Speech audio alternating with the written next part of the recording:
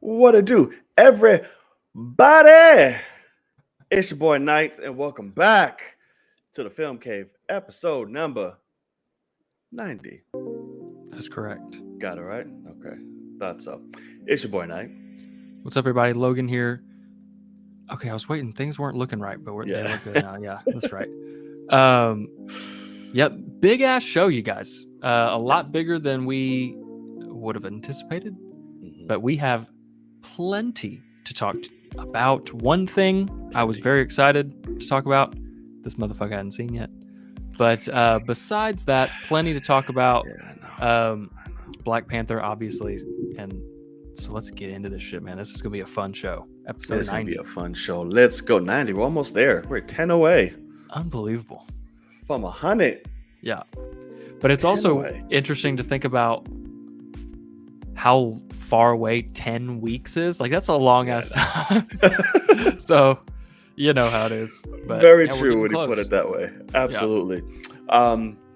Like we said, thank you guys for joining us, whether you're watching live and or on playback. I was like, did I say that right? On playback.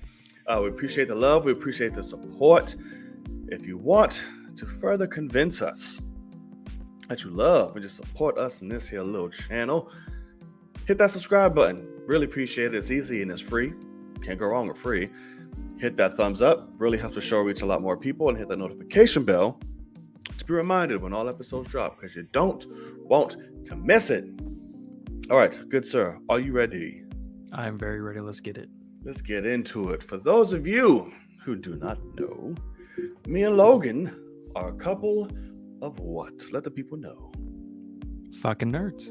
A couple of fucking nerds, man, which means we like to talk about film any and all goddamn day. But sometimes we want to, step outside the relationship a little bit, do some naughty things, see something we like, and come back outside the world of film. But mostly she just ends up rearing her beautiful head into the conversation, and she catches us every time. Because why? She's a beautiful woman. Absolutely stunning.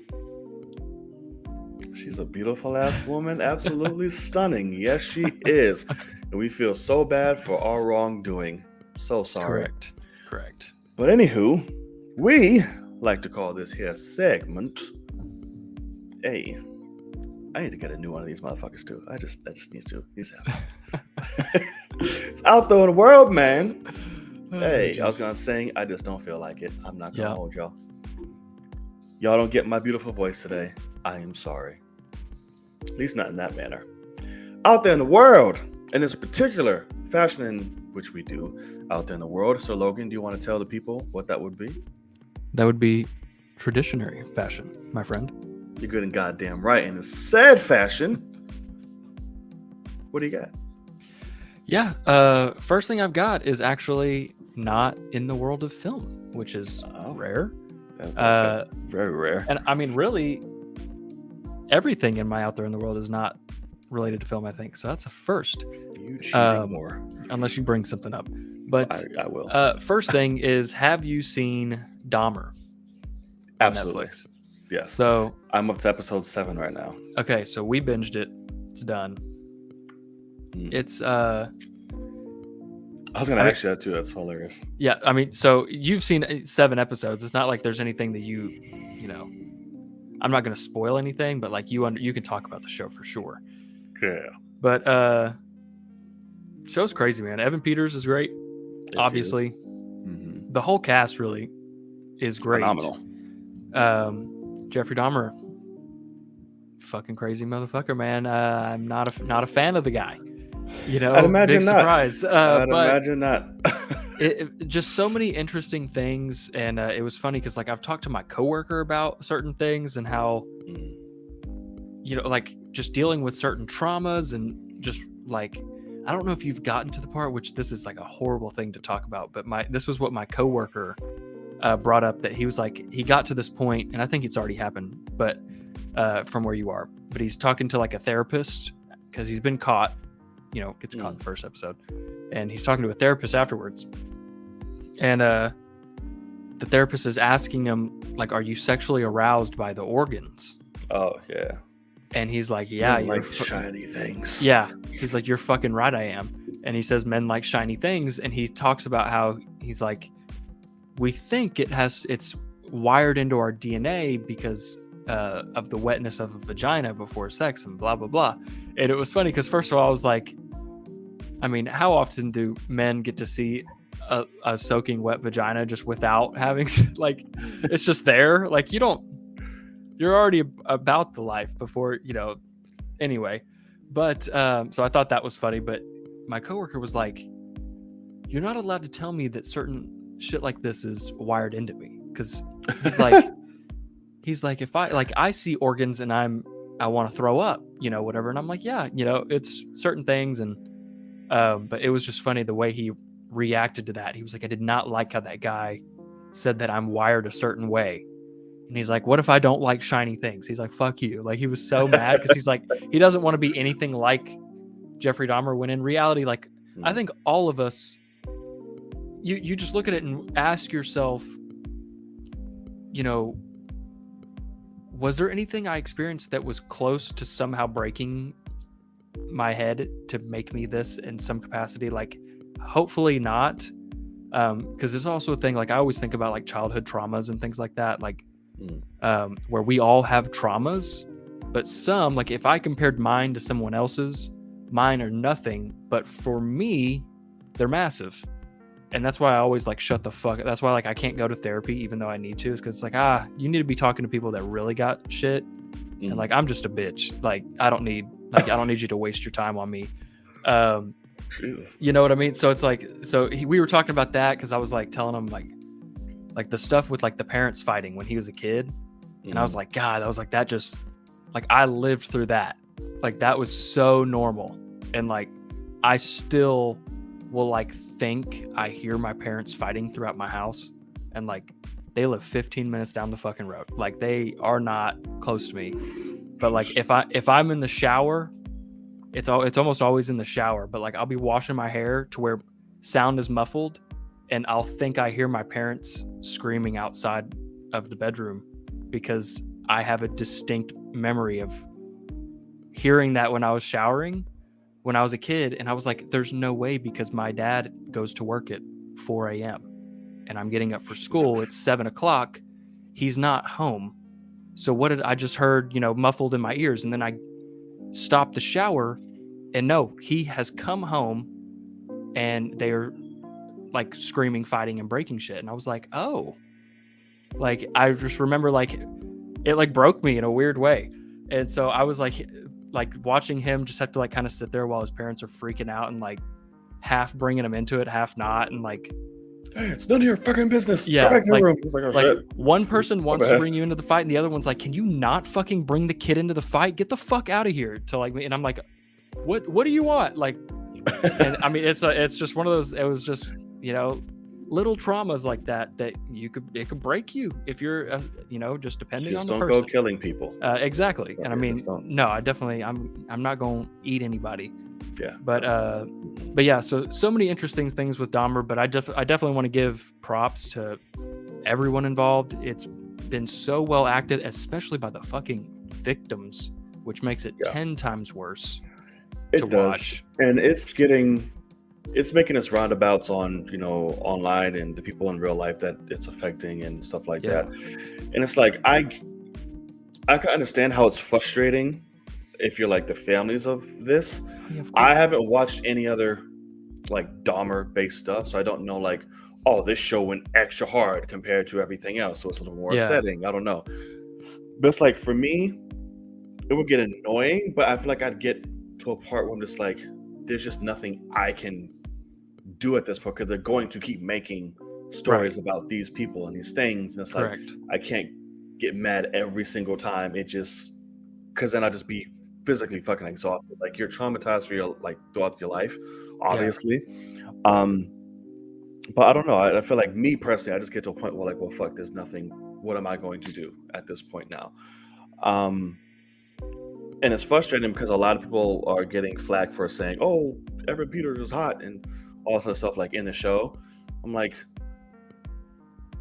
you guys are focusing on the wrong fucking things. Yeah, obviously this man is hot generally, but to speak about the man, not Dahmer.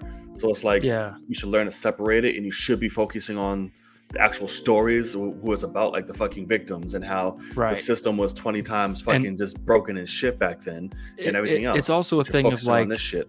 which like I did you watch the Zac Efron Ted Bundy movie? No. Me either. That's another thing. Like, oh my god, he's so hot.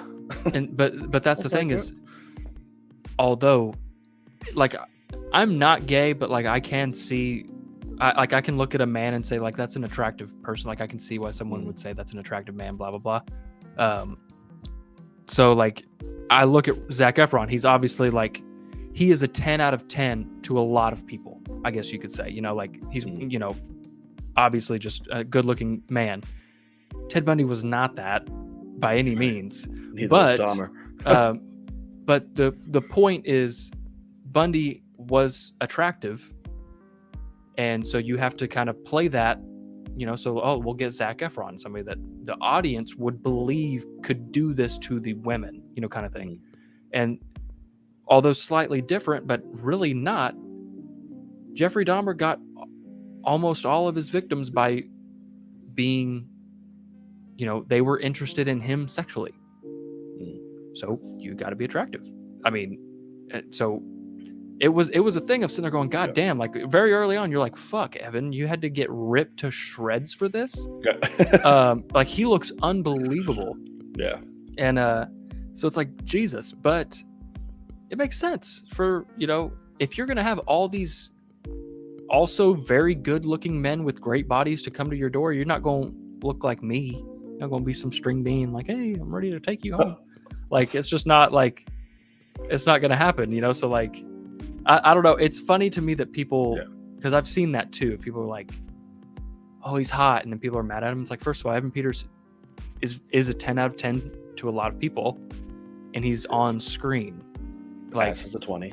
Absolutely. Is it? That's one thing I definitely don't know about is besides America's ass back here over my shoulder. I don't know about men's asses very well, but they are wearing those tight ass jeans, so I guess it makes sense. Being back in those days, but that's funny. But yeah, Evan Peters does great. The whole cast really does do great. Yeah. They do. And have you got to the episode that's all about one of the victims? Yes, it's fucking heartbreaking. Absolutely. Yeah, it most definitely is. Yeah. And so I just fuck. I want, like, I just hope, because I'm sure Evan Peters will get, you know, nominated for something, or at least get some sort of talk, because he's, I'm sure he will. You know, but I hope that they also really point, you know, give some credit to the rest of the cast, because the show really wouldn't be great if everyone didn't sell it well, and they do. So it's great. This will definitely get Emmy considerations, like for sure. Yeah. Golden Just Globes. so high quality. Yeah. It's I have to turn my phenomenal. light off. Yeah. Like most of like Ryan Murphy's like true crime like limited series do. They all get nominated. Yeah, correct. Hype and everything. Well, and you can tell this thing's got money behind it. I mean, it looks good. Everything about it's great. So it's really, really good. Getting the shouts out, I love that, because they actually got deaf actors to portray. Yeah, which is great. Correct. It's great. Yeah, he killed that episode. God, he also, like, Jesus. Besides being much more swole, he looks so much like the real guy. Like, yeah. His name's escaping me, the victim's name, which is so sad because he was phenomenal. Yeah. But it's Tony, wasn't it? Tony, yes, that's correct. But the actor they got, is spot on. The only thing that I'll say, talking about string bean, blah blah blah, I was like, I don't think Evan Peters could take this motherfucker. Like when I first saw him, I guess I'm saying that incorrectly. When I first saw him, my thought was, this guy is too big to be a target. You know, like if the drugging doesn't work, you're not going to beat him in a fight. And then you see the real guy, and he was not as big, but also, I mean, still, it's just, that's one thing that, I mean, it's surprising that somebody didn't kick Dahmer's ass all the time. But yeah. That's very true. It's hard when you're fucking drugged Yeah, no, up. that's exactly right. Exactly. And that's why it's just like, well, if one of these fuckers decide to be like, hey, what are you doing? And I can't do shit. I need, this. Yeah. So it just shows like how fucked up everything is and how many times he should have been caught. And it was insane. That just speaks to the system, racial inequality, and at the height of AIDS and homophobia, like everything was like, the fuck. Yeah. Just worked in that man's favor on top of white privilege, as we've seen. Yeah. But yeah. So yeah, I'm finishing out. I should be done today. Because I definitely want to finish it. So Yeah. we'll be good. But great show. We'll wait to see the next. Okay. So we can knock this out because it's these two in one, because it's the same under the same house. I have a few Marvel stuff. One, Armor Wars is officially a movie, which I think is pretty dope. Yeah, it's intriguing. It is. So I'm like, good. I'm good. Give Brody, Rhodey his shit. Brody, where's that from? I feel like that was something. I don't know why I said that. But Rhodey needs to get his own, so I'm very happy for that. And then we got a huge announcement, which I was not so excited about. Which also means 9 times out of 10, Ryan Coogler's not coming on to do it.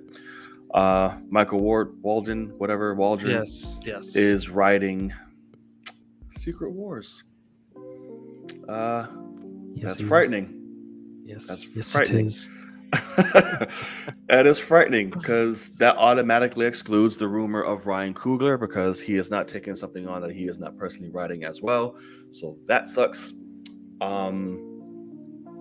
So now I don't know who they're going to get, but Waldron, and a lot of people are saying, and I see you said it as well, I hope it's more along the lines of the Loki road. Yeah. Correct. Or fuck that, better than Loki, and not dipping into that's what's fun. That's what's been funny about that, because of course, like Loki is still my favorite, Disney Plus show from the MCU, but I know it is not even close to the top for you. And so you're the person that I've been thinking about a lot, where for me, I'm like, hey, get back to Loki vibe and you'll be top tier. But then for someone like you, it's even more so like Loki obviously is not a swing and a miss for you or anything. Like you still enjoyed Loki a lot. Oh no, I think. yeah. But Multiverse of Madness, I mean, that it was literally every act was a strike, and this motherfucker's out. And then they Loki give him an Avengers Citizen movie. Kane compared like to multiverse.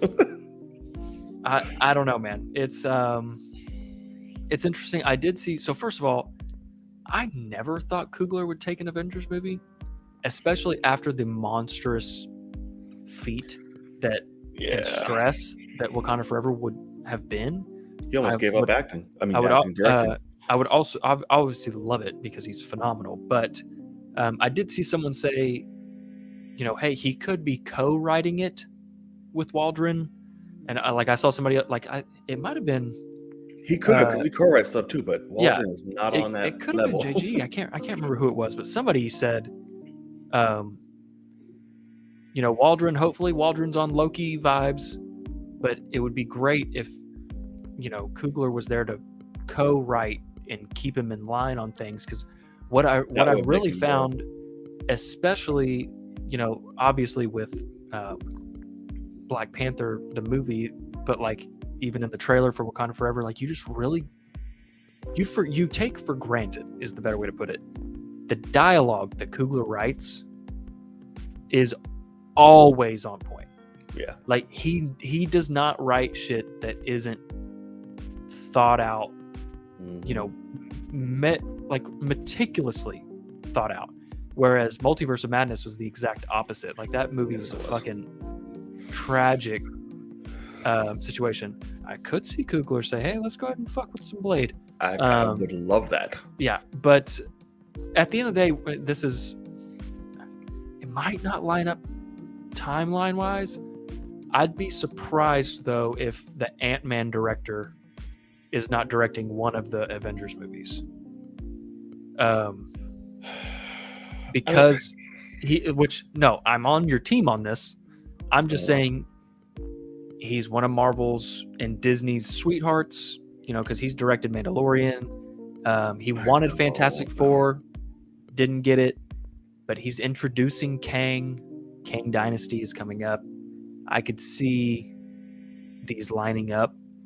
I would rather you bring Favreau in if you're gonna do. Oh no, yeah, no, I agree. I'd be surprised because he's just such an easy, safe choice for Marvel. Yeah, but see, I don't want easy and safe with this one. No, I agree. Yeah. But I think that Marvel will go, we can meld this to be what we want with him. He'll do what we wish, and execute in a good manner.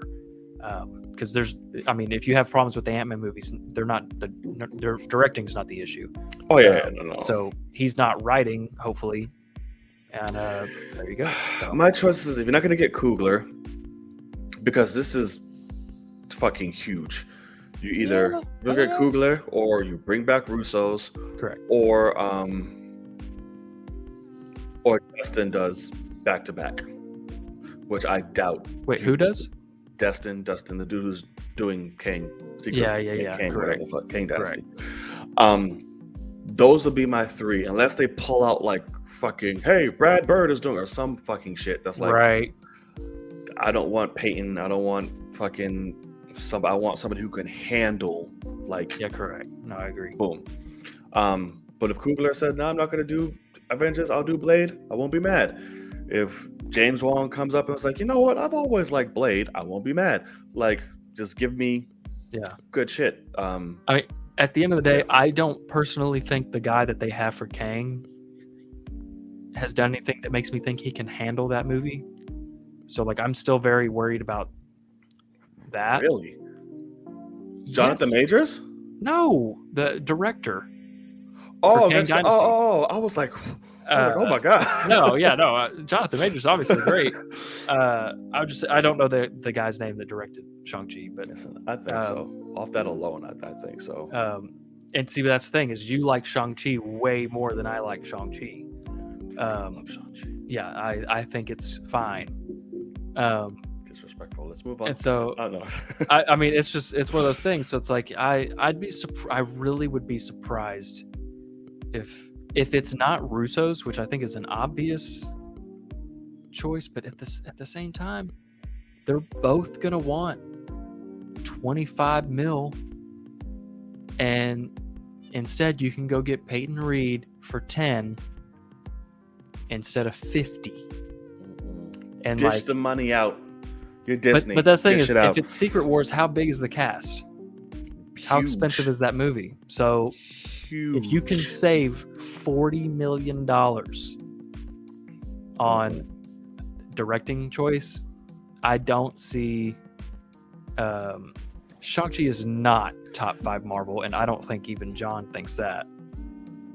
You are high as a kite. I have to think. I don't remember where I have it on my list. Is it better than Iron Man 1? No, I've had more fun than Iron Man. Okay. 1, but Endgame, Infinity War, Avengers 1. No. Is it better than Civil War? Winter Soldier? Where do I have it? I mean, no, it is not top 5. Okay, it cranks out 6 for me. It's number 6. Really? Yeah. Let me see what else number 6 should obviously beat it. Because I have Black Panther. Yeah, that's definitely obviously. It's Endgame, Panther, Infinity, Civil, Iron, Shang-Chi. So Avengers 1 is behind Shang-Chi. Yeah, because it's great and amazing, but I got 2 Avengers that did it much better. So I'm like, I'm cool. Still a great, but it's top 10. God, no, it's definitely top 10. Shang-Chi is not even half as good as Avengers 1. I mean, like, what? Loved Shang-Chi. Yeah. God damn, man. And you didn't even like top 10 Loki that much? No. What the fuck? That did not. That's wild as did shit, man. not. Which, don't even get me wrong, Black Panther's not a top 5 Marvel movie either, but I mean, Huh? Yeah, see. no, Absolutely not. You're insane. definitely not. Insane. Let's see. That's blasphemous. All right. What do you have? Other thing I have is I got to see Werewolf by Night. Oh yeah, you lucky son of a bitch. And man, yeah, Shang-Chi is not better than Winter Soldier. Y'all are high as shit. Anyway, sorry. Bugging. Werewolf by Night. Speaking of Marvel, we'll keep it in the Marvel world here. I honestly think, obviously, don't go in with the highest of expectations, but I think you and I think Kenya King over here in the chat will both greatly appreciate Werewolf by Night. It is. I know Kenya's a little. Well, that's the thing though, is it's meant to be, an homage to the classic monster movies, the horror, situation, but also it's the bloodiest thing we've ever got from the MCU by far. You can tell that by the trailer. It's got the most gory kills that we've ever seen in the MCU. Love that. But what's genius about it, and I was telling my coworker about this, that what's genius is you could also say, like, all right, Marvel and Disney are being kind of bitches, but this is smart. Is one of the big key things with movies that make something R-rated or make whatever for a rating is blood. But the key factor is bright red pools of blood. Like, so you go to like the Wolverine, the second, solo movie that he had. And I don't know if you remember, but the theatrical version, he was cutting people up in just tiny amounts of blood every once in a while. And then for the Blu-ray, they were like, here's the real situation of what would happen. And they gave you the CG of the blood. And it's because just blood alone would have made it R-rated. And what Marvel does with this Werewolf by Night that's fucking hilarious and genius is they make it black and white. Yeah. And there's a full-blown scene where he cuts the throat of somebody with his hand, and the blood goes on the lens of the camera. And you're having to watch him fuck people up through the blood dripping on the camera, but it's black and white. And cool, it's fucking genius, because I could see the executives at Disney being like, we cannot do that blood, or like we're nervous about this, and they're like, but it's black and white, like you won't be able to. And it's like, oh, that's not as scary for the kids that watch blah blah blah. The Wolverine in Japan, yes. But yeah, so I vastly enjoyed it. It's got humor to it. It's cheesy, like those old school monster movies could be. But at the end of the day, I really like the actor, because I'd never really seen him in anything. The woman that's in it is phenomenal. I like both of them. I hope we get to see more of them. Oh, the Ava Green knockoff? Yeah, exactly. That's what you reminded me of in the trailer. Yeah, no kidding. Let me see here. What is her name? Well, I'm talking about her here. Laura Donnelly. I know the main dude's phenomenal. He's been in a lot of shit. Has he? I've literally never seen him in anything, which is terrible. And he was just in. Didn't you see Old? No. Is that you? Oh, okay. No. He is an old though. That's right. He is an old. One of the main guys there. But yeah, I'm very excited for people to see it. I think that this is perfect to be on Halloween night. While the kids are out trick-or-treating, you just have this on the TV. It comes out this week, no? Yes. Or like next week? I can't remember now. Let me see. October 7th. Yeah. The 7th. So Friday. Oh, same day as Hellraiser. Shit. Yeah. But I'm really excited for people to see it. I think it's a ton of fun. And it is not a horror by any means, but you're like, yeah, I think so. There's multiple moments where you're like, oh shit, what's about to happen?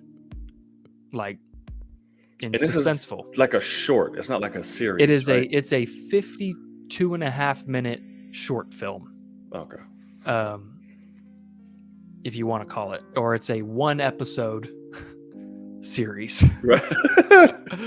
It's a pilot. It's just a pilot. Yeah, exactly. I mean, and what I'll say is I don't like, because Kevin Feige even said, I think in like a commercial or something for it, that he's like, this opens our world up for the MCU in the terms of monsters like this, and this will lead into big things going forward. I don't know how they'll bring in Werewolf by Night to anything else right now. Even just simply with the fact of, like, this was in black and white, and the werewolf part of it is practical, and so it looks old school monster movie type of, it looks good, but it looks Maybe like they just it's meant like within that monster verse. And so that's what I would be very down for, is Marvel does a Halloween special every year. Oh, that'd be dope. With this. I imagine they will. So that's the thing, is I think it's kind of fucking smart to do something like that, where, obviously Deadpool will be R-rated. Hopefully Blade will be R-rated theatrically for both of those. And then have this where it's not super R-rated, but it's got that vibe. Like it's shit in it. Yeah, it's horror, and it's in its own way. So I'm excited for people to see it. I think you guys will really appreciate it. I don't think you'll go, oh my God, this is the greatest thing I've fucking seen ever. No, definitely not. But I think you'll both be very happy that you spent less than an hour in that world having fun. So I'm excited. I'm with it. I'm excited. Okay, so this is nothing too crazy, but I want to talk about, and I find it interesting because this man is making a name of being the new fucking go-to when it comes to, speaking of monsters or anything like that. Bill Skarsgård has just wrapped up The Crow, which is cool and interesting, but he's also tapped to play and star in Nosferatu as a titulature. I always have a fucking hard time saying that. Vampire, which I think is fucking perfect. This man is literally becoming the it guy for like physical, like just anything. Creep. And I'm here for it, right? Physical creep, or just monsters, and just because obviously Pennywise, his Pennywise is going down as one of the greatest of all time. Absolutely. So I have no doubt he'll do the same for this. Him and Lily Depp, what's her name? Lily Depp, Johnny Depp's daughter, because Anya Taylor is no longer attached. She dropped out with scheduling and all that shit. And it's from the same dude. It's from Robert Eggers, whatever, the guy who did Northman and The Witch and all that shit. Oh, that's right. Yeah. So I'm intrigued. Yeah, we shall see, especially with his directing style and putting it to that. It's going to be very interesting. I'm definitely agree. Yeah, I love Bill Skarsgård simply from it, really. Oh, yeah. But and mostly he's great in other shit too. Chapter 1, I fucking hate Chapter 2, but it's not nothing about him is what I hate. You can't. But yeah, no, he is someone that I vastly look forward to the future of, because he should be Oscar nominated every year guy 5-10 years from now. Like he's that caliber of transformation to where he'll be a McConaughey, like, hey, we need you to lose 50 pounds and be skin frightening for him. Exactly. And he's like, hell yeah, let's do it. Like he seems like that kind of guy. Obviously just comes from a family of fucking killers when it comes to acting in general. So I'm very excited for anything. And I mean, he looks like, if you couldn't get Pete Davidson to be a vampire, then you got to get Bill Skarsgård, because I mean, both of them look like they're half dead, and one's a better actor. So let's go ahead and go with the better actor, and better looking. So put him in the screen. That's correct. But yeah, I'm excited for sure. I can't wait to see him in John Wick. That's going to be dope. You can see him in John Wick. I won't. Oh, yeah. You're insane. Just on a roll today. And then he was great in Barbarian. He was really great in Barbarian, actually. Really? Yeah, because he was in that. I know you stay away from those type of films, but He was great in it.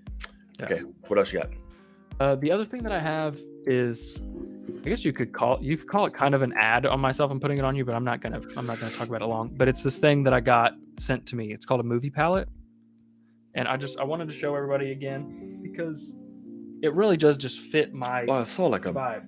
bit So of that. this is a movie palette, and I got it sent to me by the people at Movie Palette. But it is it's on this side. It is Dune, Right. and literally it's every scene in a slat of color, and you can just move throughout the film to where like this is literally the last scene right here. Oh, that's pretty dope. And they have every movie you can imagine, and if they somehow don't have it on the website, you just request it and they go make it really quick. So right now they're having a massive sale. I will admit that they are not cheap. They're not cheap. I imagine not. But I think it's a phenomenal idea for someone like you and I especially, who are grown but also allow like movies to be way too big of a piece of our lives, to where it would cost you a few $100s basically, but you could get the biggest version of this, especially, which I think is like 50 inches long, and hang it on the wall above a couch or above a bed, and it just looks like a nice piece of art. And then it's actually a movie that you love, and like no one would know without getting up to it and seeing the name, or you can get it without the name even, and kind of just let it be a secretive, like you can say, like, try to figure what that is out. But like I said in my little video I made about it, the one for Skyfall, I almost got like, so because I think like Skyfall is phenomenal. They don't have No Time to Die yet, which was surprising. Interesting. But like I need to look, like I wonder what Black Panther looks like. That's a good one to look up. I have it up right here. So that's what I was thinking. But literally, like somebody in my comments said, "What about Into the Spider-Verse?" Looked that shit up, Ooh. and oh my god, like there's so many incredible options. Black Panther one's actually surprisingly interesting. It's not what I expected at all. But yeah, so moviepalette.com, there's, as of right now, they have a monstrous sale that I don't know if I'm supposed to be doing this or not, but basically I looked at it. They're having a fall sale. It's 50% off of everything. Oh. And then you can also use my discount code of Logan15 and get an extra 15% off of that 50% off price. So if you want to go in there and go ham, I might do that. All I really, like, anybody that's listening, moviepalette.com, and just look up different movies, and you'll be surprised as fuck to just see what some stuff looks like. And I can type it in the chat here. They do not have Dragaball Brawly. I doubt that. But you can request it. You can request it. Like, you can get a custom one made, and then they will just put it on the site after that, obviously. But highly, like, the one that they have as their ad is Blade Runner 2049. Yeah, so that looks dope. Fucking beautiful movie. I'm not the biggest fan of the movie, but holy shit, it's one of the best looking movies ever.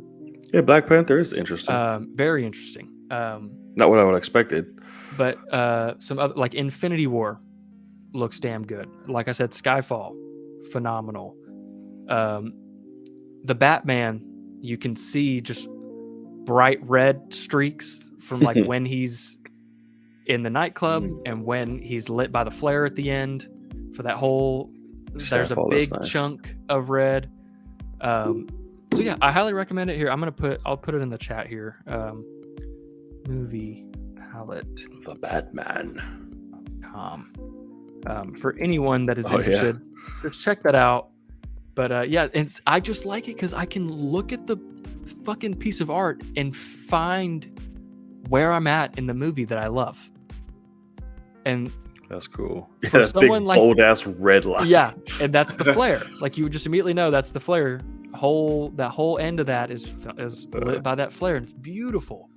And so, yeah, I definitely want to shout things out. I almost got Interstellar, even though it's not the best looking one of any of them. But the way movie palettes are set up, it looks like the Tesseract at the end that he's like playing, like, it's made out of the string looking things. So the Interstellar movie looks like it's made out of the thing at the end of the movie. And so I almost got that one just to kind of play Inception on the whole idea of movie palettes. But I went with Dune because Get Out is nice. Is it? Let me see here. See, that's the problem. So Get Out could go in any house. It's just an art piece. Yeah. And no one has to know that that's a 10 out of 10 fucking movie right there. You know what I mean? Like, I think it's really genius. I don't think you could fill a house with them by any means. Oh, yeah. No. But having one be like just your main art piece. The Dark Knight is nice. And so Dark Knight is kind of tame. And, but it's the Dark Knight. It's a dark movie, But yeah, so like, if like Get Out for like, they're all the same price, but so the biggest one is a 50 by 20, so it's massive, fucking massive. Yeah, it's pretty damn big. If I got premium, so this is the premium canvas, which is more of a gloss. Apparently, standard is more matte, which I don't even know which one I would prefer, honestly. But normally, a premium canvas with the biggest size is $560. It's on sale now for $280. And then with an extra 15%, I want to say it's $250, $240 something range. Right. But if it's normally $560, god damn, you know what I mean? So I definitely think it's something for people to look at that listen to our content, because you're obviously big movie fans. I like Godzilla King of the Monsters. It's actually nice. Oh no, fuck that movie. God awful, man. I don't want to be reminded of that godforsaken thing. But yeah, like, it's just I think it's a really fucking great idea. Like, Spider-Verse is fucking beautiful. Ooh, Mortal Kombat's dope. See? Oh, how funny, man. But that's what I mean, is you can go through like The Shining is fucking really good looking. Or The Lion King. The original Lion King is damn near a pride flag.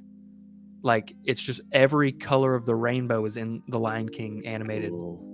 Spider-Verse is dope. Fucking great, man. Like, yeah. So definitely people look at them to, Oh, they don't have everything everywhere all at once. Oh my God. But that's one you could definitely request.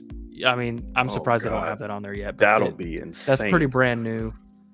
But yeah, so everybody go to that website, have some fun with it. Beauty and the Beast, fucking wild looking, beautiful. But yeah, so I didn't mean to spend that much time on that either, like, to be honest, because they paid me to make one video. They didn't pay me. They gave me one for free. Fury Road is insane. Oh God, is it? Let me see. It's pretty dope. Like, it's just fun to look at these, man. Oh yeah, exactly. The road is and a big blue dot. Like, so that's what I liked about this, was like, when it comes to Dune, you can see when this is upside down. You can see when like, we're with the Harkonnens or in the dark in the big black chunks, and then like, this is desert. Like, all this is just fucking crazy desert. And I don't know, like we know that it ends in the desert, and like there's a big chunk of white, because it ends with that fucking girl going, oh no, like fucking screaming like a crazy bitch. And like I could see that scene in that piece of color. So it's just cool. Like, I didn't think about it until I got it in person. Honestly, I didn't think it was a great idea. Oh God, Hellraiser is great. Jesus. See, man, it's a fucking good idea. I just don't think you can.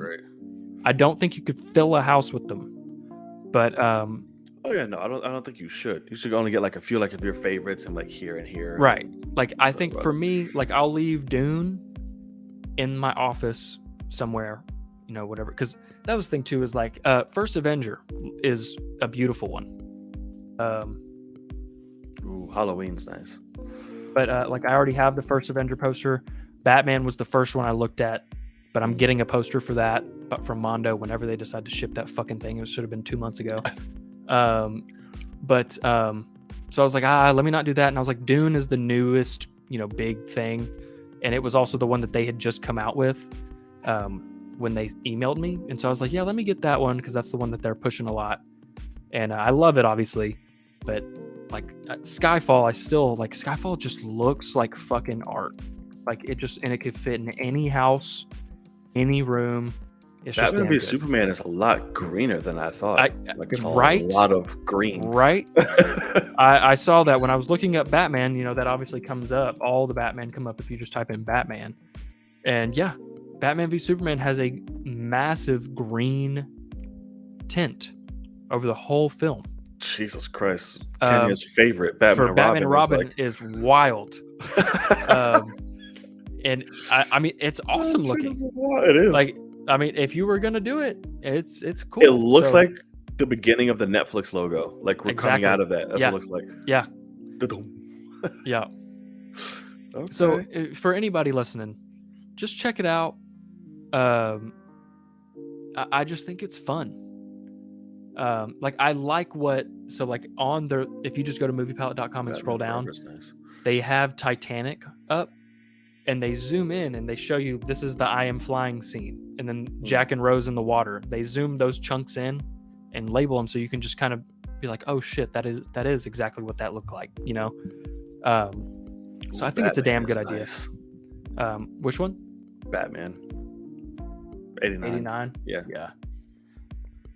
That's the thing, man. They're all like, it's just cool to see, like, oh yeah, just snapshot of the whole movie right there. I'm trying to think of some other ones that I was looking up. Ooh, Iron Man 3 is sexy. What was I gonna? Iron Man is there's a million, yeah, there's. So. Okay. Yeah. So check them out. I think it's a good idea. And if you do go, I don't think I get a portion of anything. But and if I do, I apologize and I'll retract that. I doubt anybody's gonna buy anything. But Man of Steel is green as hell too. Is it? Yeah. Wow. Yeah. I wouldn't have thought that. So we're seeing a pattern here cool with good old Snyder. It does. Yeah. I like it. I mean, so I think it's a cool idea. Like even Jurassic Park that they have on that front page is pretty cool looking. Yeah, man, I think it's a good idea for massive fans. I love it. Of movies. I think it's a good ass idea. So check them out. See what y'all think. But yeah, I don't think I get a chunk of anything. But use Logan 15 because it just gets you an extra 15% off. If I had a code for something bigger, I'd tell you to get that one because they're not cheap. Hey, but they are cool. Take it. So yeah, all day. All right. So I have 2 more, and then I'm done. First, we got a poster and a trailer for Will Smith's new movie, Emancipation. So they're finally bringing that back out. They did a trailer too? I only saw the poster. Well, they did the trailer. Okay. Which I'm surprised I didn't see it well, I guess I'm not surprised that I didn't see it everywhere, but it's on Twitter, on his YouTube, and all the other good stuff. It looks fucking great. Antoine Fuqua, he's directing. It looks amazing. This is definitely an Oscar film, but of course, with everything, he could still be nominated, but obviously he ain't showing up. He can't, right. And the chances of what happened, I'm sure everyone will automatically just be like, even if he's fucking amazing and deserves it, it's like, yeah, we're not going to vote for him. Yeah. Well, he didn't deserve to win the last time, so. Oh, I don't know about that. But we'll see what happens when it comes to that. But the movie itself looks great. He looks great. Antoine, you can't go wrong. Yeah. So yeah. So obviously you haven't seen it. I haven't seen it, but the poster, I mean, everything you just said makes total sense. Out of everything, I honestly just feel bad for Antoine Fuqua, and the rest of the cast. because they didn't ask for any of that, and now this movie's going to not get any of the recognition that it might deserve if it is great. But so like that's why I'm surprised, because initially it was like that movie's been shelved, and basically they'll release it whenever things are better for him, because we obviously know he will be fine. Yeah. And then all of a sudden they're like, actually no, they're going to sneak it into this year and whatever. I'm like, that's a very surprising choice, when even just strictly for the point of you could wait till next year and he can go back to the Oscars if he deserves it. So it almost makes me wonder if the movie's not that great and they're like, fuck it. I don't know. I don't think so. I just think they also fucking spent a lot for that shit. It's like, listen, sure, because they paid him $35 alone. God, so it's like, damn, man. Yeah, because he's they paid him $35 to lead and producing. So it's like, yeah, we need to get somebody yeah back. So that's also why. Yeah. All right. So then, do you have anything else before I? No, go ahead. Get the last. All right. So I'm gonna do a quick little review here. I saw a movie. I didn't think it was big enough to have its own section, obviously, because Logan hasn't seen it. Because horror movies make them scaled. So, Smile came out. So I went to go see Smile because we're in Halloween times, so it seemed only appropriate. So essentially it's just about this psychiatrist who comes across this woman who says, hey, I'm seeing shit, and it takes the figure of people that I know or don't know or past traumas, and it's always Smiles. And she witnesses a murder, and the story goes from there. So this film itself is pretty damn good. Like, it's good. It's a good movie. The ending kind of just like, okay, we could have done better there. But the film as a whole, it's a really good movie. That main actress is phenomenal. She acts her fucking ass off. Sweet. Her name is Gosi Bacon or something like that.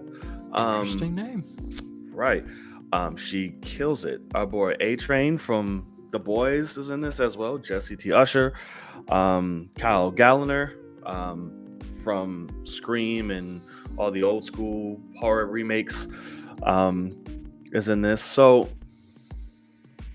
it builds tension good. Everyone acts great. It suffers from the end of trying to be too different to where it bites them in the ass. I'm like, well, this just looks stupid. You lost on everything that you kind of just built. Yeah. And it suffers from the typical I'm running from a very tall, thin, lanky, long-haired thing. Jeez. It's just like, again, because Barbarian did the same fucking thing, and everything else just like big, long, lanky. I'm like, why is this the representation for everything now? Yeah. So that was very frustrating, and the character does something stupid at the end. It's like, why? You know everything that's happening. Why did you even let this happen? Now you're fucked. Congratulations. But other than that, good. It's much better. Like, Scream is still my favorite of the year so far. But this is definitely better than all that other bullshit of Pearls and X's and everything else. Gotcha. Much better. Yeah. So I'd say Scream, this, Barbarian. Yeah. The rest were shit. Okay. The rest were shit. That'll work. Yeah, that'll work. If you want a good time, go check it out. Have fun. And pretty good scares if you're into that. From what I can tell, I just didn't get scared. All right, so that's going to do it for Out There in the World. If there was anything you felt like we've missed, please let it be known in the live chat or comment section below on playback. And we will do our best to get on with it and carry on the conversation there. All right, we got some shit to talk about, man. Yeah, we do. Some topics. So let's start off with a little show. Well, let's start off with this because I have not seen this. Oh, sure.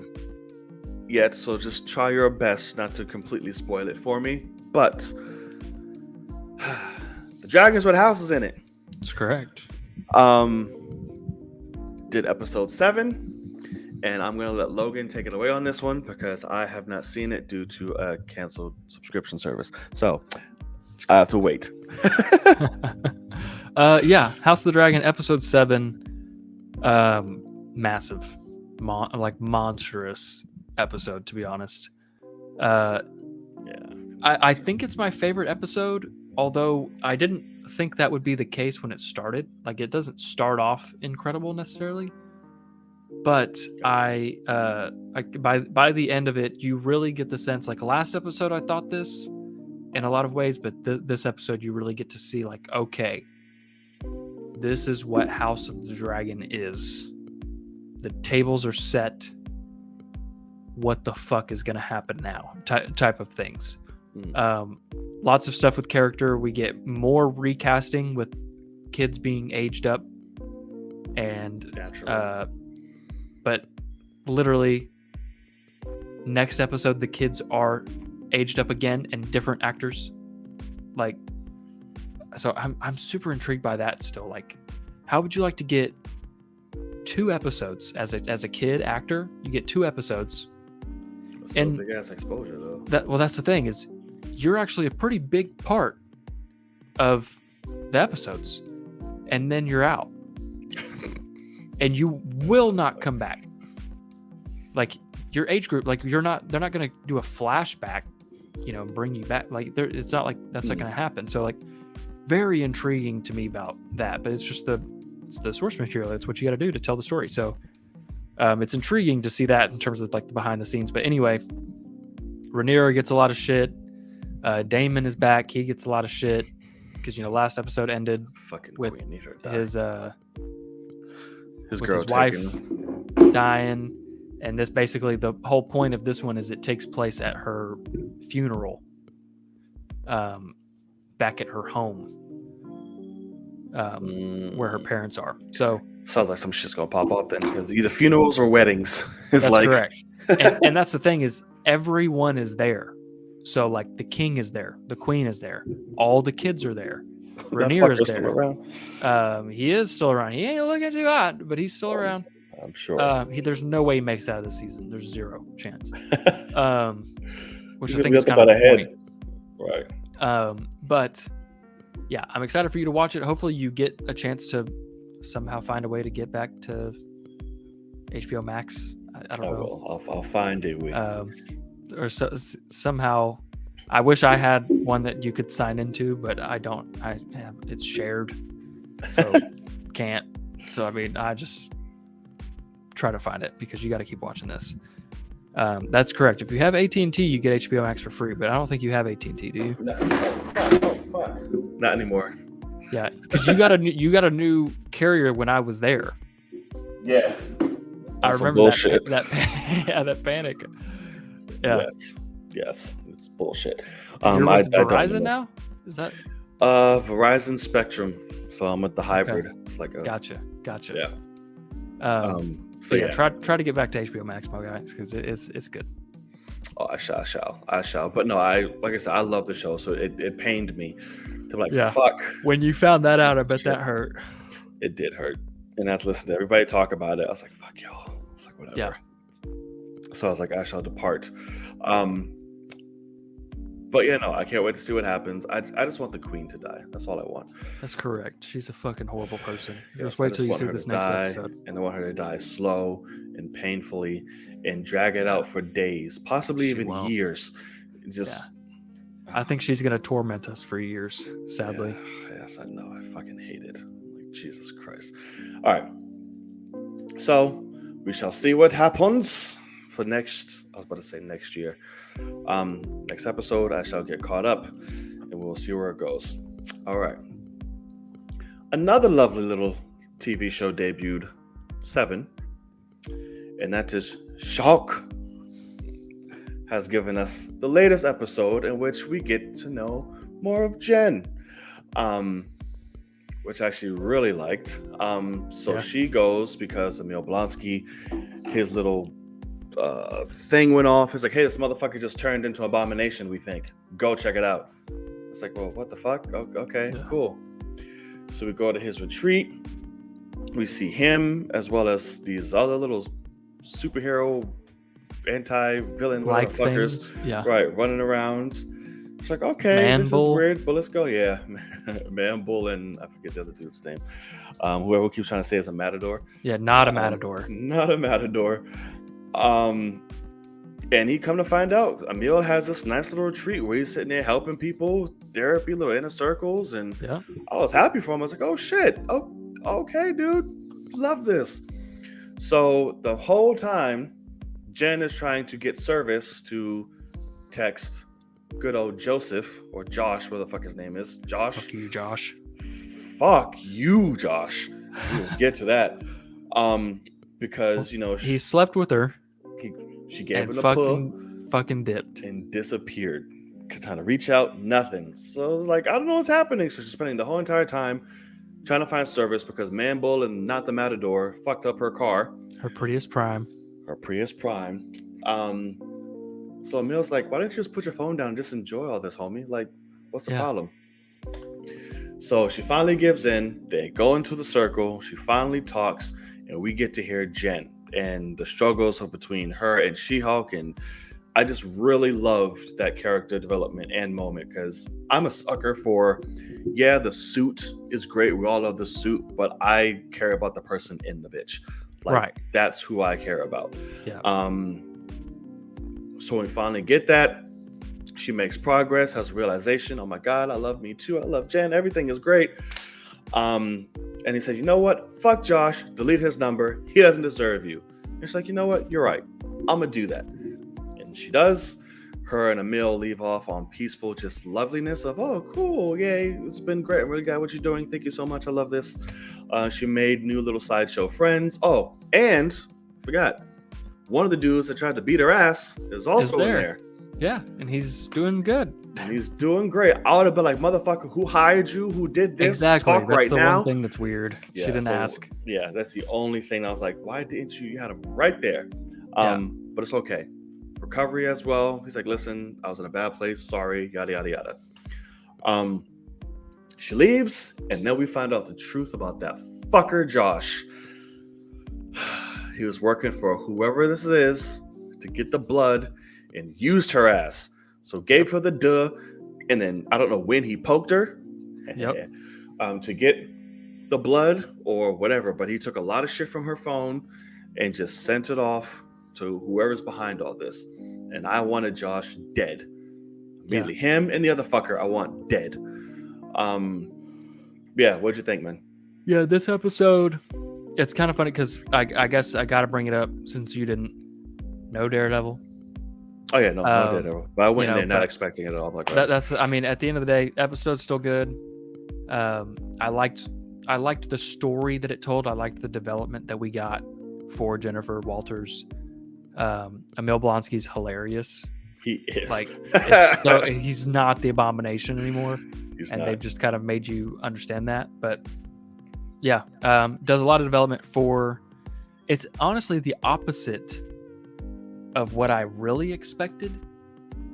Okay, what did you expect? Well, in the comics, from what I understand, with She-Hulk, she eventually says, I'm going to be She-Hulk forever. I'm not going to change back. And she just makes that determination. And I wasn't sure if they were going to do that or not. Like, that's kind of what I expected, is eventually she's just like, yeah, fuck this. I'm just going to... I am Jennifer Walters like this, too. Like, I'm not just She-Hulk here. Quit calling me She-Hulk. I'm still Jennifer. It's kind of what I thought would be the, finale situation. But then this episode made me realize, like, budgetarily, let's flip that. And let's say, she can just Hulk out when she needs to. Right. She'll still be Jen. Yeah, and Tatiana Maslany is adorable. And fucking get used to her face because she's so cute. Every time I see her, I'm just like, oh. Yeah, she's so cute. So, it's a good episode. But once again, I mean, it's definitely a deviation until the stinger at the end episode to the overlaying story that we're all very curious about. But yeah, somehow, which I appreciate that, like, it's real. Josh. Where, like, because I could see white guys in suits at Disney going like, we can't let her be a whore. fuck this guy after the 3rd date, blah, blah, blah. It's like, no, this is real life. He's been great. She also wants him because she's sexually empowered. She's a woman and she's allowed to want sex whenever she wants to have sex. And she decides to let him have sex, and he is an asshole. And it's just real life. You know what I mean? So Again. Yeah. So I appreciate that. But it is intriguing that, the last time the stinger for the last episode was a vibranium needle. And this guy's plan made that unnecessary because he didn't let her change. He fell in love with Jen. So she didn't need to change. I don't know. Maybe she threw it on him as she hugged her, and we don't know the details of the bedroom. Just gorilla grip on the lower half. Yep. It's just.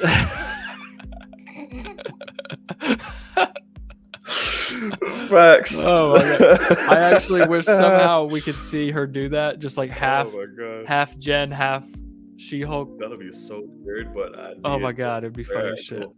Like, could have just switched up. Like, yeah, She-Hulk, boom, boom, boom, and then get you some, and then who knows? But yeah, he poked her twice in one night.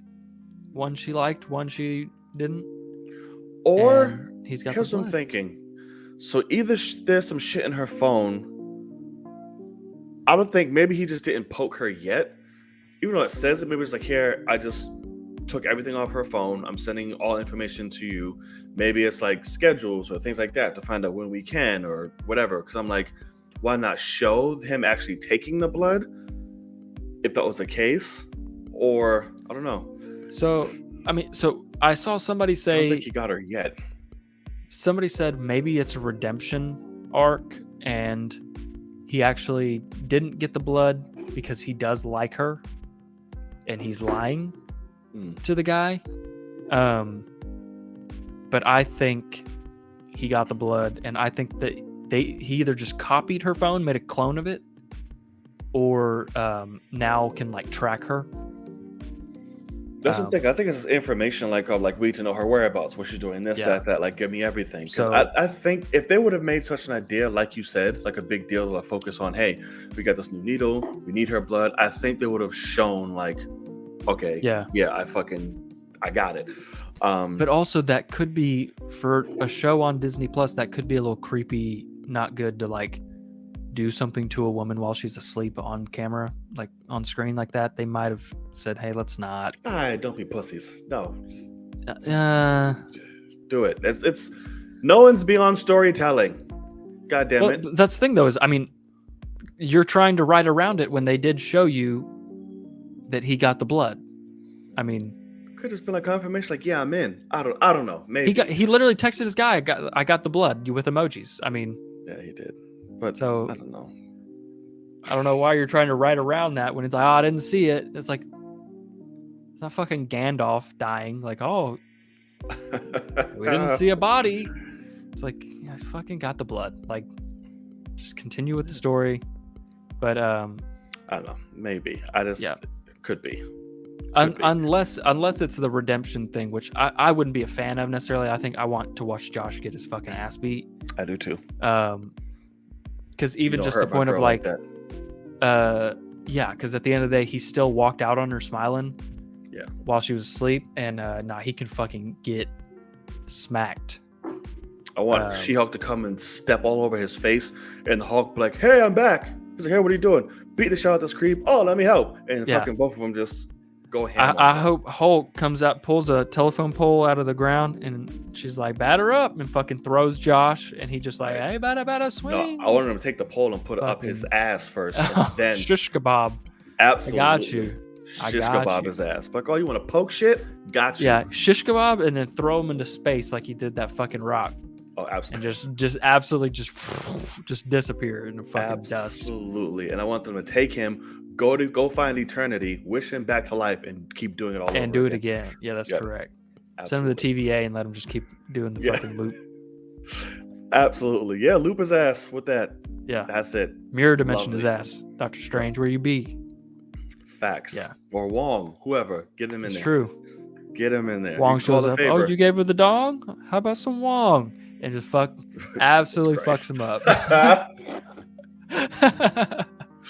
You and Donnie Blaze here, chill out together. There Yeah, you go. exactly. Have fun. Yeah, that's true. Just make him hang out with Donnie Blaze for the rest of eternity. That'd be And about Madison the just in the same. background, like, ow, that's my wongers. And that's it. And then it'll be great. I'll be satisfied. And we've lost control. All right, so She-Hulk, we shall see. Episode 8. What's happening? Yes. Correct. What's happening? What do we think? We gotta get her back home. I don't know what's happening necessarily, but we gotta get her back home. I guess she needs to go back to work. Because all we've seen as of right now is she's missed 3 days of work. Well, technically, she was on work to see a meal. Well, And then but she couldn't work. You know what I mean? Like, yeah. if she had cases, she couldn't work. She had no service. Blah blah blah. So, because I would guess this was Monday. Like, Could be. in the day of the week kind of thing, but I don't know, maybe not. So we'll have to see, because the wedding last week was Wednesday, Thursday, Yeah. and then went on multiple dates and then fucked them Sunday night or Saturday night. Oh yeah, because they gave us the days throughout. I just don't remember the days on what Yeah, I don't shit either. fell on. Shit. Yeah. But yeah, I'm thinking we'll get Daredevil. I'm thinking we'll start to ramp up a little bit. Oh yeah. Especially I now, imagine. if legitimately whoever this guy is, if it is the leader, has her blood, we have to see him teach us what he's going to do with the blood before he uses the blood. You know what I mean? So like, now's to bring him in as a character, I'm hoping. So we'll find out. What do you have any ideas? I don't. I'm just Okay. riding with it at this point. No, exactly. I'm just enjoying myself. And another case, filming was great, recording was great, sound was there. I just let it play in the background, put it low, I could push it on top of it. I was mouth fucking myself with the mic, so you heard everything. It was great. None of the torrents downloaded at all. We're just sitting there stuck, just there. Nothing. Yeah. I'm like, what? Well, you The should. fuck? If that's the problem, you can text me and I can help you with that. Okay. Oh, at 3 in the morning? Well, no, but it would be the next morning. But I can at least screen record. I can hit play and screen record the whole thing and then just send you the file. Okay. But it will take. You will not get it up until probably noon the next day or whatever. But you'd at least get it up. Yeah. I was like, Jesus. Christmas. Yeah, that sucks. Yeah, it's like, come on now. But anyway, I'm trying, y'all. I really fucking I really am. But all right, so let's see. All right, if you made it this far, before we move on, please hit that subscribe button, hit that thumbs up, and hit that notification bell. It is all greatly appreciated. All right. Mouth fucking yourself. Right. Oh, jeez. Absolutely. So now we're about to take a trip to Africa. Here's the next few segments. We're going back to the motherland for a little bit. That's true. It's very true.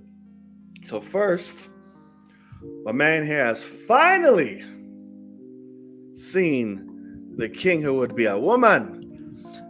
He saw it the other day, and I saw it for the 25th billionth time. So I'm just let man take it away, and we'll go into it. And this is spoilers, so if you haven't seen it, I don't know what the fuck you're doing, and shame on you. That's correct. Yeah. So yeah, The Woman King. It's really good, really great. Obviously, Viola's great. The standout by far. You did say this last week, but Lashana Lynch fucking knocks it out of the park. Yes. It was funny. So just to go ahead and biggest spoiler probably of the movie is when she dies at the end. Oh my god. My sister bawled the whole time. Same. Not gonna lie. I took my sister and she had like leaned over and was like, that girl right there is my fucking favorite, like halfway through the movie. And I was like, you're damn right. Like, yeah, she's phenomenal. And then she dies at the end and my sister was losing it. But also the other, like the almost lover but best friend to Viola. Yeah. Her name is Sheila Ateem, something like that. Yep. She's great. She I is. really thought she was great. It's funny because both her and Lashana were in Multiverse of Madness together, and Yeah. that movie sucks ass. But yeah. Besides that, the cast, the young girl is even pretty damn great. Yeah, she is. It was funny though because I didn't even know, like the movie starts and I'm like, why are we following this young girl around? Had no idea that like she really is the main character. Like she's the main character for the most part. Yeah. And had no idea because I had seen the trailer forever ago. I'd seen one trailer like months ago or something. So I went into it blind after that. I don't remember it very well. So I was like, oh, okay, interesting. And it was funny because whatever she, as soon as she's like, you're an orphan? And I was like, where the fuck? I was like, oh no. Like I like said that out loud and they were like people I was with was like, what? And I was like, hold on. And then she's like, then she sees what's on her back. And I was like, that's her fucking kid. And they were like, no. And I was like, yes. I was like, watch this shit. I was like, that's fucking, I was like, damn it. Because I mean, I'll admit, it's like, not me. Yeah. If I wanted to give like it's kind of on the nose storytelling where it's like, I just had to be pitch perfect in that way. But it's also just well done. I mean, by the end, especially, it's so well done. So, bro, I was bawling during her death. I was bawling the minute she said, "Yo, woman king," from all the way to the fucking end. I was just like, yeah, the whole fucking time. I was like, yeah, this is rough. I liked how she's the woman king, and she's like, I need to tell you that I got to go do this, and he's like, you're not doing that. And she's like, I need to do it, and he's like, you're gonna disobey your king. He's like, I'm ordering you to sit the fuck down next to me, and shut up. He's like, those people. He's like, we've won. We lost some people, but we won. And she's like, and it's that thing. She's like, I got to go save my daughter. She can't say it, but that's really what she cares about. Right. That's my anger. I was like, yeah, what the fuck? And and one thing that was funny, which is obviously a beautiful scene, whatever, but she just takes off running. She disobeys, takes off running, and then all of a sudden, fucking everybody else is like right on her ass, and I'm like, God damn, she's been slow as shit. Because none of them are tired. Pacing herself. I was like, where's this bitch? It's like, God damn, farther than I thought. Right. But I did like how they were all like, no, we're going to come with you to where, we're all going to get the shit, basically. Yeah. And that was one thing that was interesting was the young girl. How do you pronounce her name again? Which, her real name or? No, the character's name. Naui. Yeah. She was disrespectful as fuck the whole movie. Yeah. And she should have got her ass beat. Yeah. Oh shit. She should have got fucking slapped. She should have got hurt. But then it's funny because also Naniska is fucking disrespectful as fuck and nothing really bad happens. Like that's not true to how that would have gone. Yeah. Like fucking Naui would have gotten killed. Like as soon as she made the exploding heads or whatever on those things, they'd have been like, hey, okay, example time, and just fucking decapitated and put her on a spike. Like y'all want to keep fucking around. Yeah, they would have. Not the story to tell here. You got to fictionalize, right? A little bit. Yeah. Very happy that Naui did not go with Malik. Oh yeah, same. I was very happy. Was not the story. I was like so nervous that like I didn't need this to become a love story because they say it at the beginning that like they're like, how old are you? 19. You look like a child. Girl looks 14. Yeah. I mean, meanwhile, so like she's 34. Yeah, that's exactly. So I'm sitting there. I'm like, okay. Jesus. So like I see Malik like interested, and I'm like, hey man, back the fuck up, you nasty bitch. Like, and I'm guessing they're both supposed to be 19 or something. Like whatever. And but it just didn't work for me. Yeah, I'm glad she didn't go. Yeah, big time. Like even the subtleties was like, here, let me help you down. She's like, She's like, I got it. Yeah, I I'll was get like, the fuck yes. I was like, up. cool. I also thought just one thing that was funny was how the king's like he has many wives, but he has like the main one. Yeah. She reminded me of the woman that was supposed to be the wife Fucking Shantae. in Coming to America. She reminded me, yeah.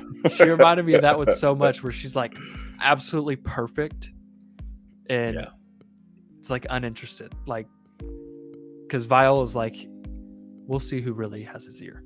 Like he doesn't give a fuck about really you. Has the king's ear. Yeah. I was like, you tell that bitch. Oh, at the beginning when I was like, first of all, I was like, he got a whole lady as his right hand, and I'm with it. Yeah. And as lady, I mean the gay dude that was there. Yeah, correct. Was all up in his whole thing. I was like, okay, because back then, like in that place, Africa, they don't give a fuck. It's only when they come over here. It's like, correct. It's like, how did he become king, and why does he trust her so much? It was like, well, he gave her the fucking throne. He's like, well, what did you do? Hide in the cupboard. I was like, oh, excuse me, sassy ass. But yeah, man, it's fucking great, man. But like you said, Lashana for me completely was just phenomenal. Every time she was on screen, I'm just like, Jesus Christ. Yeah. I am Izuki. I was like, okay. Yeah. And one thing I appreciate, because like Lashana Lynch can be very beautiful. Like, but what I appreciated was she had multiple moments in that movie because she's a fucking monstrous warrior. And so she had moments of pure masculinity. Yeah. Where she would get down, she'd be like, what's it? Like, she would start acting all fucking like she's talking shit. And I was like, I love that. Exactly. Like, it got me fucking hyped. And I was like, that's fucking right. Nobody has a chance against you. Yeah. Don't be beautiful, right? Like, she's a beautiful woman, but like, we don't need, like, there was never a moment that Viola necessarily looked ugly. Like because she's obviously a beautiful woman, and her hair always on, like, they made sure that this is a black woman's movie. Viola's hair is always on point, true to the thing, whether she's braided up or letting it flow, like, it's beautiful. Yeah. And I like how for Lashana, they're like, nah, keep it short. She's a fucking dog. Yeah. And I dug that, where she is graceful and she is teaching and all that kind of stuff, but then when it's time, she's like, fucking let's go, bitch. Like, she starts moving her head, and like, I'm like, I'm about that life, man. So yeah, I dug it. I appreciated her a lot. She's great. I mean, I obviously love the story of Viola. She came in after being basically gang raped for days, and then all those things, and a little on the nose once again of like, hey, we're reading the Nats or whatever. It's like somebody from your past is gonna come, and then the next day it's like, there's a guy that fucking raped the shit out of me.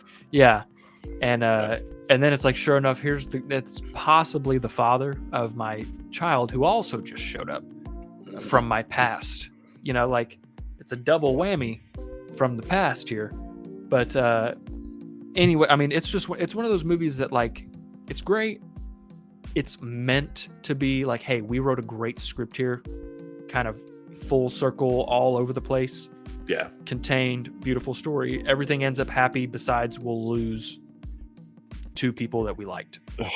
And you know what I mean? Kills me every time. And Lashana's great. The minute she went back, I was like, fuck. That was the thing too, is because that was the thing too, is she had given up, arms broken and all that scene too, and she's like, pop it back in, and it's like, okay.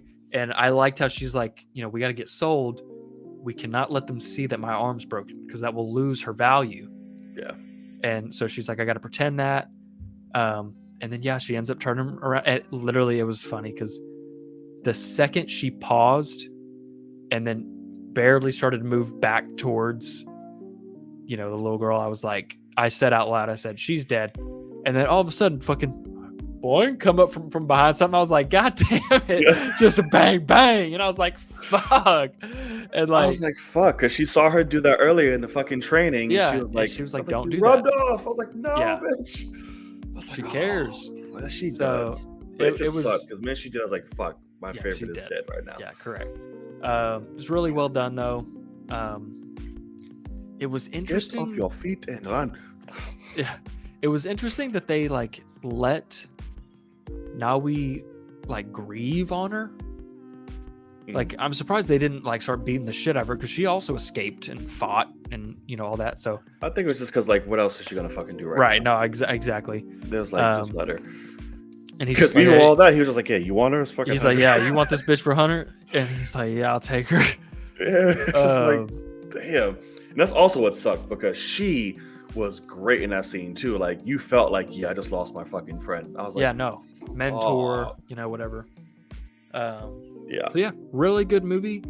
I'll admit I don't think it's a movie worth seeing 3-4 times in theaters necessarily. Like, I don't think it's that good, but I think it's a damn good movie. I think Lashana could get a supporting actress nomination, honestly.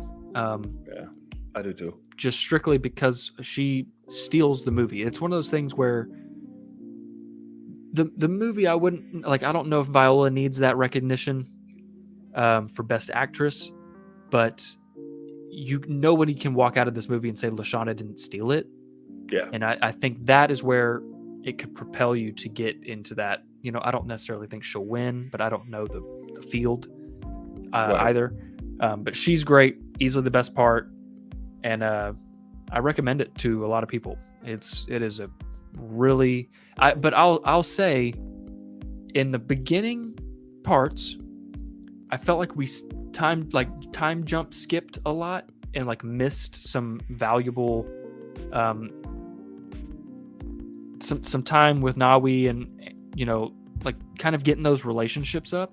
Like, I feel like we skipped a lot because like she went from being not a fighter at all and nobody to like all of a sudden she's like leading the pack. Like, it was interesting. Like, there was like that scene where they take off running and she's last and stopping, and then the next scene she's in line at first, and it's like, okay, so we've skipped. And there's a lot of that, but also there were definitely moments like 3 or 4 times in the movie where I'm like, God damn, this movie is long, and it's not. But it does slow down and you feel it. And so like, I want to say what I said in my tweet was it needed 45 minutes more to like flesh out its story completely, but it also felt 45 minutes longer than it already is. So at the end of the day, I think that what we got is probably the best product imaginable. But it's not it's not a pitch perfect movie by any means, and you didn't say that either. But I definitely recommend it to a lot of people. I wish it was getting more, recognition, even though it's got great scores on everything. So right, yeah, it does. But it's just loved it, man. Like I said, everyone all around, even fucking John Boyega killed it. That's the king. Loved it. Yeah. I was like, small role, but did great. Yeah, but you felt it. He's small, but when he was on, like, okay, he's here. I feel it. It was the only thing that's interesting to me is, which I think this would be anything, whether it was women warriors or anything like that, but like, he doesn't seem like somebody I should be like. Normally a king is, possibly a warrior of his own. Like, maybe he fought for, certain things, and it's like, well, I'm surprised how many weren't. Yeah, and so but that was the thing, is they were like, Viola and her women won him the throne. Okay. And I'm sitting there going like, why? Type of thing. But at the end of the day, the real story is like, because of that, he respects her immensely, and she gets more recognition to his ear than someone in her situation normally would. And so that's really the story. But he's like, I'm your king. If I have the he's king's like, ears because I earned it. Yeah. But like, when he's like, you're gonna disobey your king, like, what I could do to you? And it's like, really, she could murder you in a fucking second. Yeah. That's what I'm thinking the entire time too. She's just the queen now because nobody is gonna fight her on it. Like, and so that was like but in reality, that's just not the way it worked, so it's Right.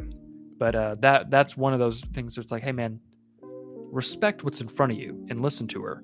And he Yeah. does that for 99% of the time. So can I really be upset? No. Because really he's like, take the promotion. I'm literally giving you got hurt.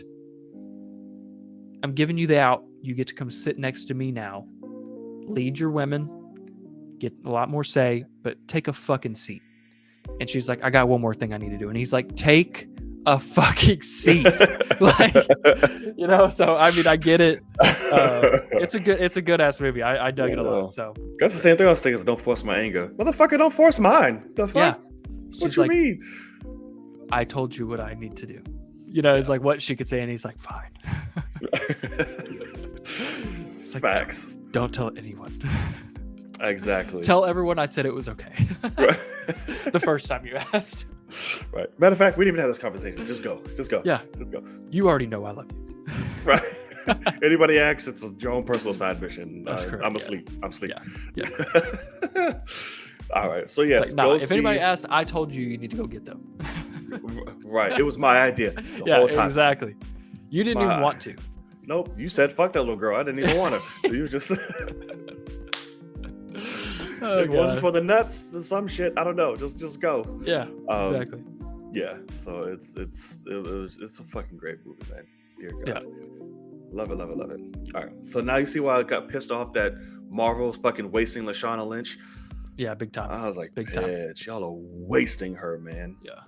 Or wasted her. Oh, I cannot. Don't be cutting a fish. You are cutting a body. I love her. Okay. I had to go. Gotta talk about this movie all night. All right. Staying within the world of the motherland, we have got a new trailer and tickets and posters and everything. The Black Panther, Wakanda Forever. The trailer has debuted. The official trailer. So we get a little bit more with this. A lot more Namor. Yep. We get to see a little bit more into the funeral of T'Challa. And basically, Namor is just going to be a problem. That's what I'm getting from this trailer. Namor is about to be a problem. We got to come together to figure his shit out. And Shuri is about to be the new Black Panther. I loved this trailer. It was fucking great. I still love the first one better. Yeah, first one is better, more emotional. Yeah, absolutely. But this trailer was phenomenal to me. I loved it. The music, again, the selections, the scenes, just what Coogler used for it.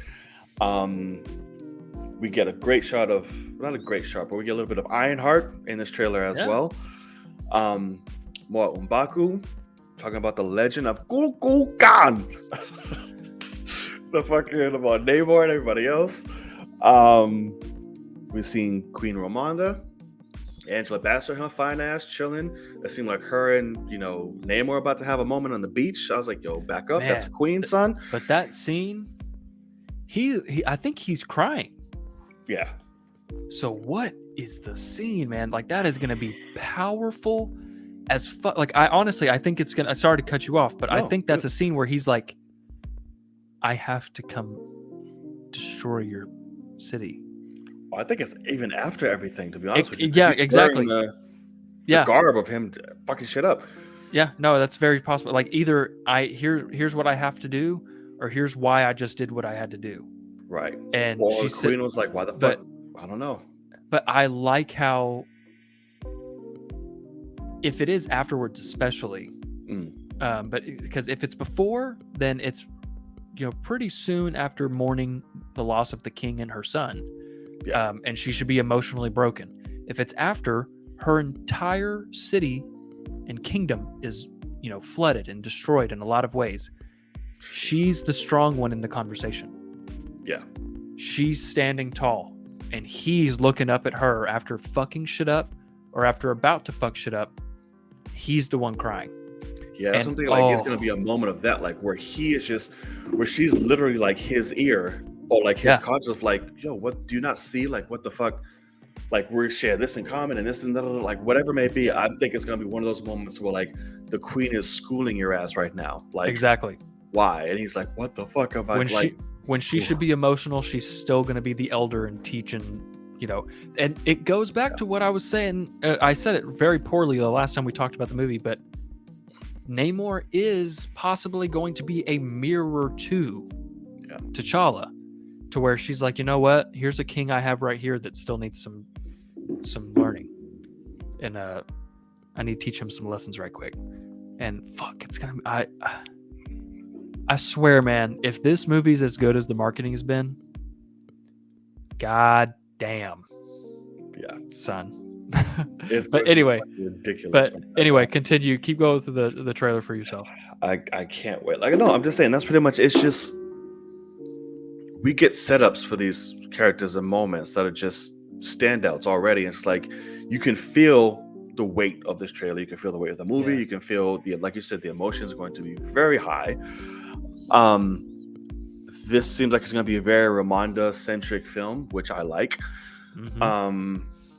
And of course, we have Shuri in the background doing her thing, and with the end, we see she's going to be the new Panther, which again, I'm not happy with, only because of the actress attached. Correct. And just logically in the story, they didn't give me anything to believe Shuri can kick ass to be worthy to fight as a Panther. Unless that's set up in this movie, like, I've been training for such and such for years, cool, got it. It still should have been Okoye, but that's just me. It's not going to happen, obviously. But we got the reveal, and it's going to be her. Like I said, we see a few action shots with Ironheart and her big clunky ass suit, her Mach 1. Yeah. Which is cool. She literally put together with some bolts and shit. So yeah, man, it's just fucking. It looks amazing. As somebody who's went through a journey with this film, as something that took it very personally, obviously, I'm happy to be where I'm at right now with this, and looking forward to it, and excited again. And now it's just an overall celebration to me, and that's how I'll go into it. Because like, even when I got tickets, like I'm gonna get me some white shit to go in and pay tribute in celebration of Chadwick and that funeral scene and everything.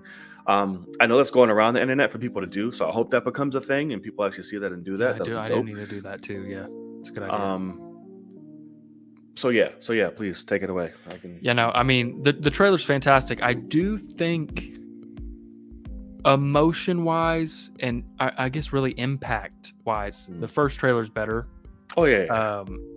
It just, even like the music choice obviously is meant to be more emotional than the first one, and I still think just the way that the first one ends with that, Wakanda forever, and then just the monstrous boom of that score, monstrous as fuck. Yeah, like that in an IMAX theater is still like beautiful. It gave me chills every time, and I'm almost sad that I won't get to experience that trailer again, because now we have this one. But obviously this one is going to look fucking phenomenal and all those things. Oh yeah. But it is hilarious to me. Sorry to cut you off, but when that trailer comes on and I'm in the theater and I'm surrounded by, if there's like white people around me, it's always hilarious. No, it's just like to see like how involved. Like I was watching, it was Smile, and that trailer came on, and I was surrounded, by white peoples, and this couple to my right came on, and like she was just, as it ended, she started crying. She was like, "Oh my god, like it's gonna be so beautiful. Like I just miss him. Like I don't know how I'm gonna watch it. I'm just like, who are you? Oh my god." Yeah. So it's just amazing to see things like that, like how far that really touched and reaches people. Like that trailer is art. I mean, it truly, like, it does everything. It is calculated to make us all feel that way, and it does it. And I don't get how they did it, but they fucking did it. But anyway, with this trailer, definitely some standout moments. First of all, I love what Namor says at the beginning. Oh yeah. Only the broken. Yeah. Make great will be greatly, or could be great. Yeah. And I absolutely love that. And then that kind of correlates with that shot of him with Ramonda, where he is leading an entire race, an entire kingdom, and he's crying in front of his enemy's leader.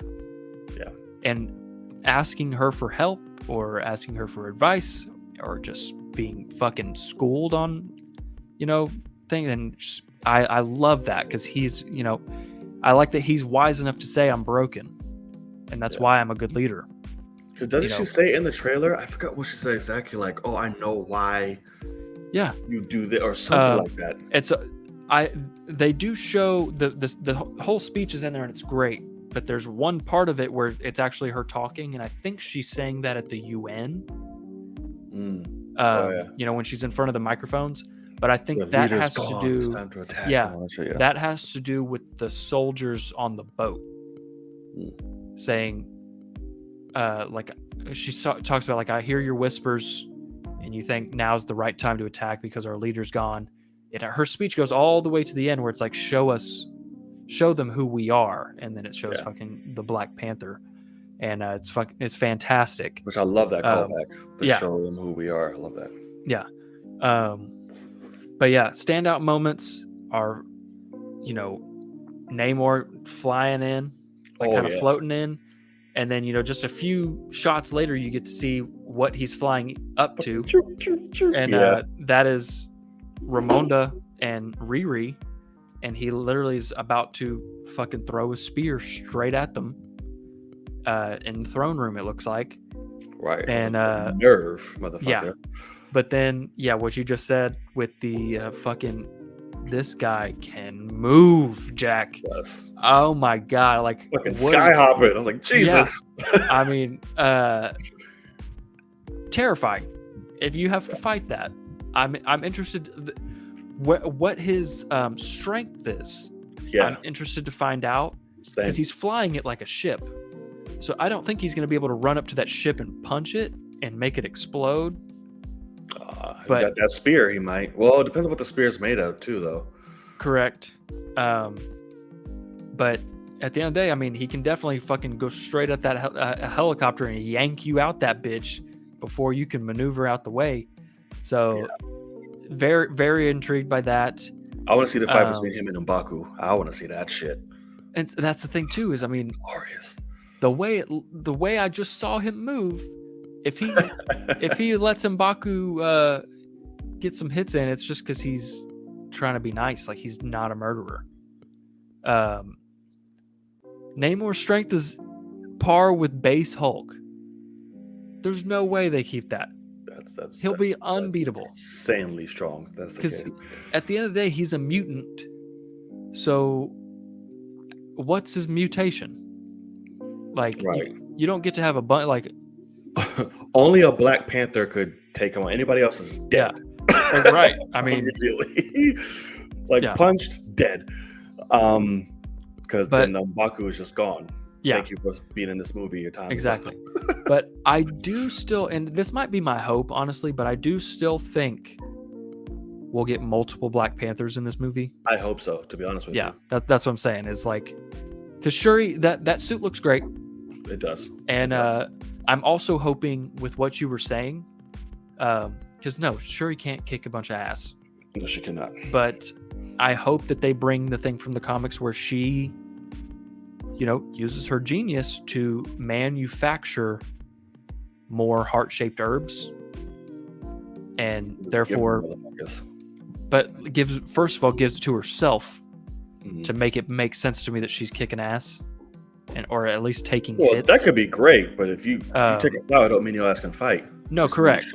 And so, like, that's what I'm saying is, like, it makes it to where she can take a monstrous hit and not die. Yeah. Kind of thing. But also, like, I could see a scene where, it's her, Nakia, possibly Okoye, maybe M'Baku. But I think it would be fucking badass to have 3 women. I think it would be badass to have 3. I was about to say, I would lose my shit if the 3 of them pop up, just whoop, whoop, whoop, whoop, and just whoop it up, like, oh my God. Exactly. So I'd lose it. Because I even saw someone brought this up, and it is interesting that Nakia is from the River tribe. And so the beginning of the first trailer, it starts with her. and her suit is green and then has blue. And what New Rockstar said is that that's supposed to be Wakanda, and then there's a big lake with rivers. And if you follow the blue, it's rivers. And he's like, the rivers should eventually empty out to the sea. And so she might be the connection to Namor. She might know of him or have dealt with him and maybe possibly have a treaty with him that might now be broken or whatever it may be. And so then I was like, God damn it, what if it is her in that fucking suit? Like, what if they make her the bridge between, because at the end of the day, I just don't want Shuri to be the main thing. But character-wise, it makes sense. But actress-wise, it's tough for me. But she is the face of all the marketing, except for one poster. I can't remember what it was, but for one poster, she's dead center underneath the Black Panther helmet. And I was like, interesting that they did Nakia like that. So anyway, I don't know. Well, I don't want it to be her. I hope it gets to 3, like you said, and we can have, forever have 3 monstrously badass Black Panthers. Love it. Absolutely. Because I wouldn't want M'Baku just because that goes against him. See, but that's the thing, though. In the first film, it's like I got my own people. I don't want your shit. Like I don't want him to go through that. What I would like with M'Baku is like, because in the first one, God, that movie's fucking good. Where he's like, they bring him the heart-shaped herb, and they're like, "You're the only hope we have," and he's like, "No, I'm not." Yeah, and because he's sitting there like he could take that shit and become the ruler of Wakanda. Yeah, and he's like, "I've got your guy over here," and like he's really close to death, but that's your guy. That's the king, and he beat me in a fight. And and I dug that about him. But man, oh man, no, M'Baku should not be a Black Panther. He should not. If you want to, give him the herb, but have him be himself. Like this own little gorilla. I want him to be a fucking gorilla. Yeah. And oh my God, he shouldn't touch a Black Panther. No, that's what I mean. Is like, and you could give it like Black Panther, like obviously make it look like, oh, he got the heart-shaped herb and he's now a Black Panther, but he does not follow Bast as his god. No, he's still the monkey. Give him a fucking monkey suit. So that's what I mean. Is like the Black Panther is not this one thing anymore. These are the protectors of Wakanda, and he is a big part of that. Yeah. And also, it looks like a lot of this movie takes place in his space, because even there at the end, they're still in the snow in his area. So I would fucking love it. The only problem with that is at the end of the day, besides Nakia, if you really wanted to get, iffy on it, but like in terms of character wise, if you give him the heart-shaped herb, he should be the baddest motherfucker. So it's like, can you allow that to happen? Like, hell yeah. Can you we have Okoye to be like, I'll get smack your ass too. Let's go. Well, but like, you know what I'm saying. So I could see why they're like, nah, let him be him. Maybe or maybe they will give him a suit, but not give him the heart-shaped herb. Like, cause have Shuri come in, let's make you a fucking suit. And then, but like only the 3 women get the herb.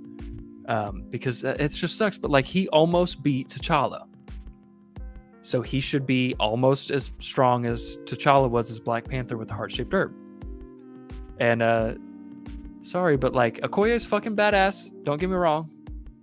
He snapped her in half. Like, I mean, she's the best warrior in all of Wakanda, man. That's correct. No, you're not wrong. If I could choose, and there had to be one Black Panther, she's probably snapping Shuri in half. He is snapping Shuri. It's just like he flicking her off the mountain. But Okoye would be like, I would pick Okoye to be the Black Panther. If there had to be one, that's my choice. That's what logically makes sense. Is Okoye. And let Shuri continue to be the woman in the chair, the person that makes the tech, all that.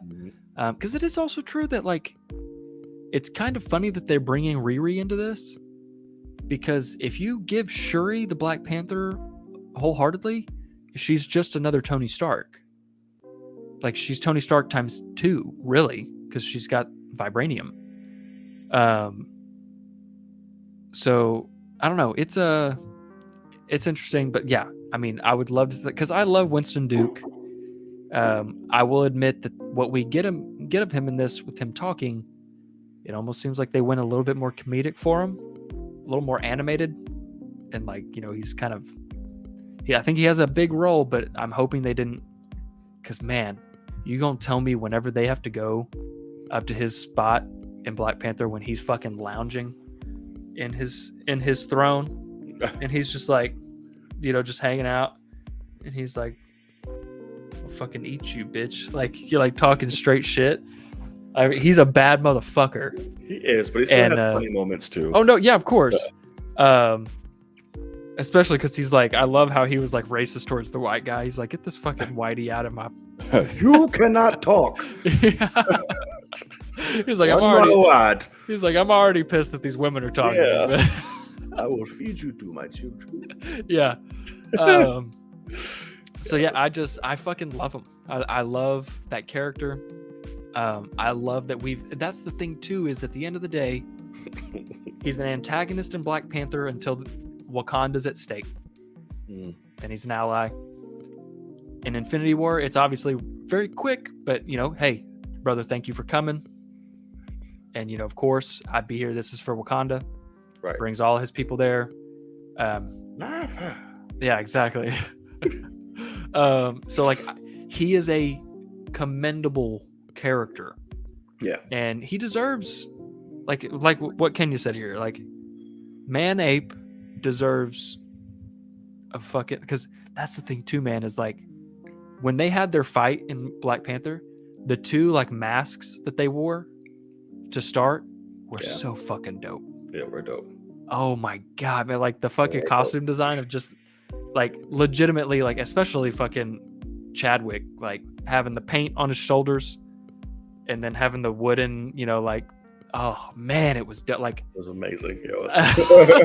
Like, give me a barbarian, like back in the day caveman Black Panther movie with them dressing up like that.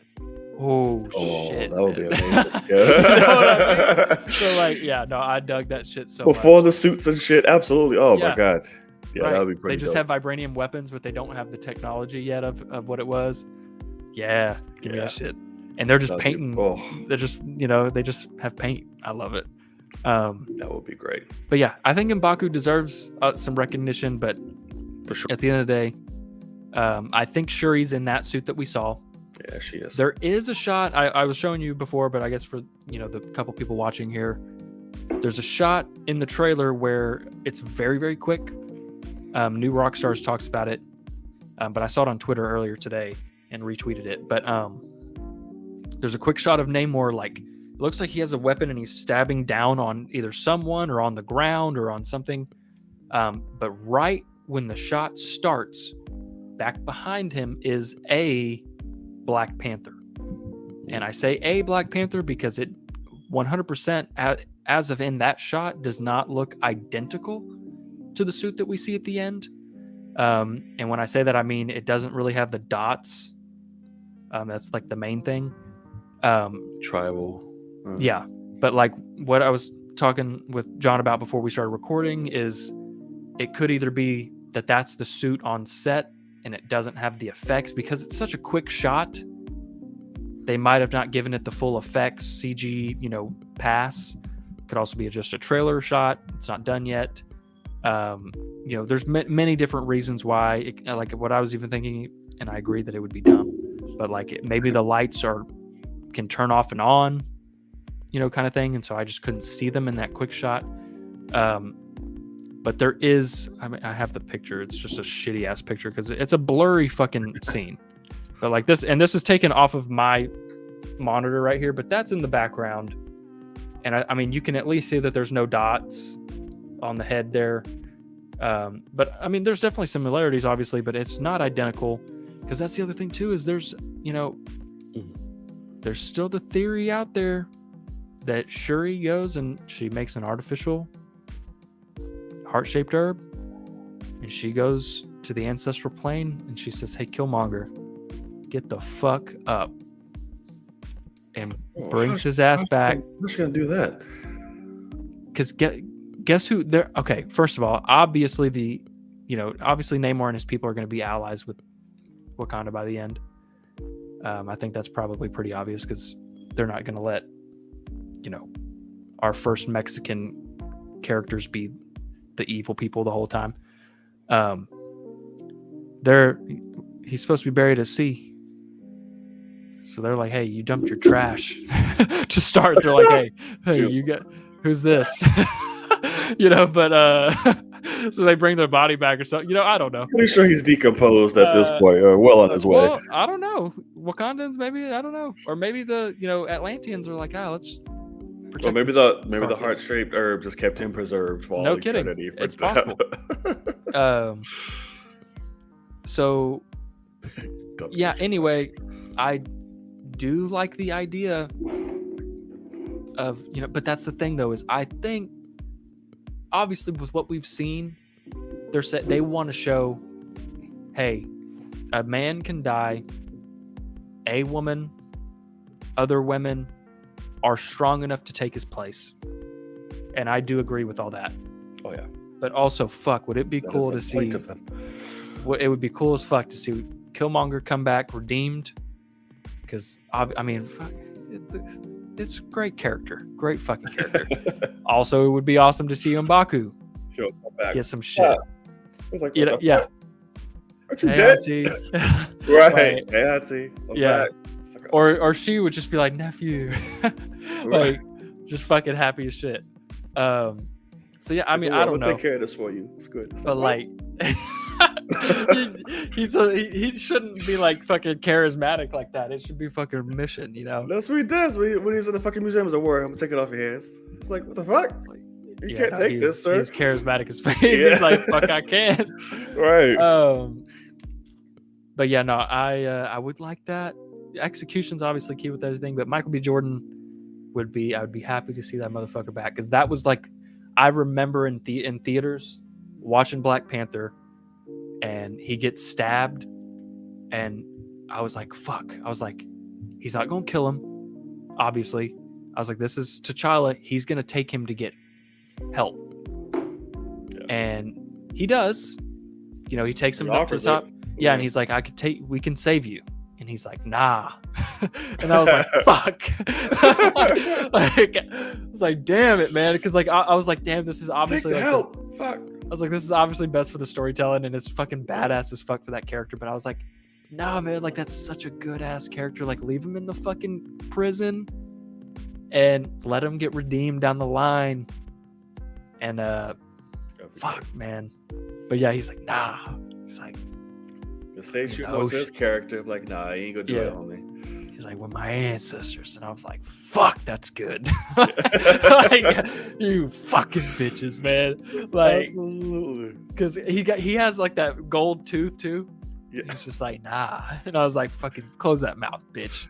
Like, just shut up and die then. You quit giving me fucking A+ lines in this bitch. Right. The new death is better than bondage. I was like, oh shit. Just, when I tell you, like, that is monstrous dialogue. Like, that's another reason why I don't want Ryan that character Coogler, gone. Man. That's Ryan like, exactly, Coogler. because like, just preaching. Like, he's a Malcolm X of, to T'Challa's MLK.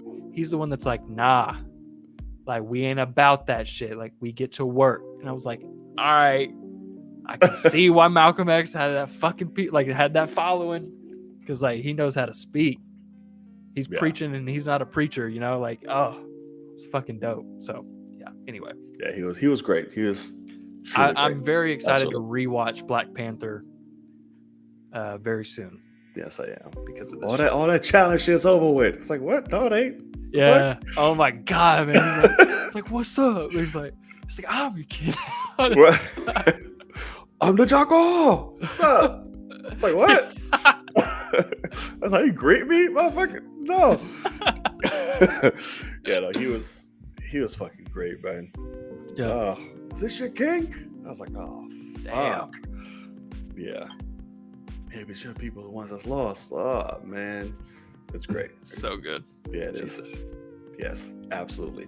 So we'll see. I doubt we'll get him, but we'll see what happens. At least, Shuri, when you go to the ancestral plane, because you obviously can't talk to T'Challa. Yeah. If you could have a fucking heart-to-heart with Killmonger, and I give me think that some might preaching, happen. Like she might go there looking for Chad, like for T'Challa, and then have him. and then he'll give her like some kind of like inspiring light to like whatever the fuck. Yeah. Because even to the point, like, she's obviously there looking for T'Challa. If it's not her dad, she's looking for T'Chaka, or not him, and looking for her dad, T'Chaka.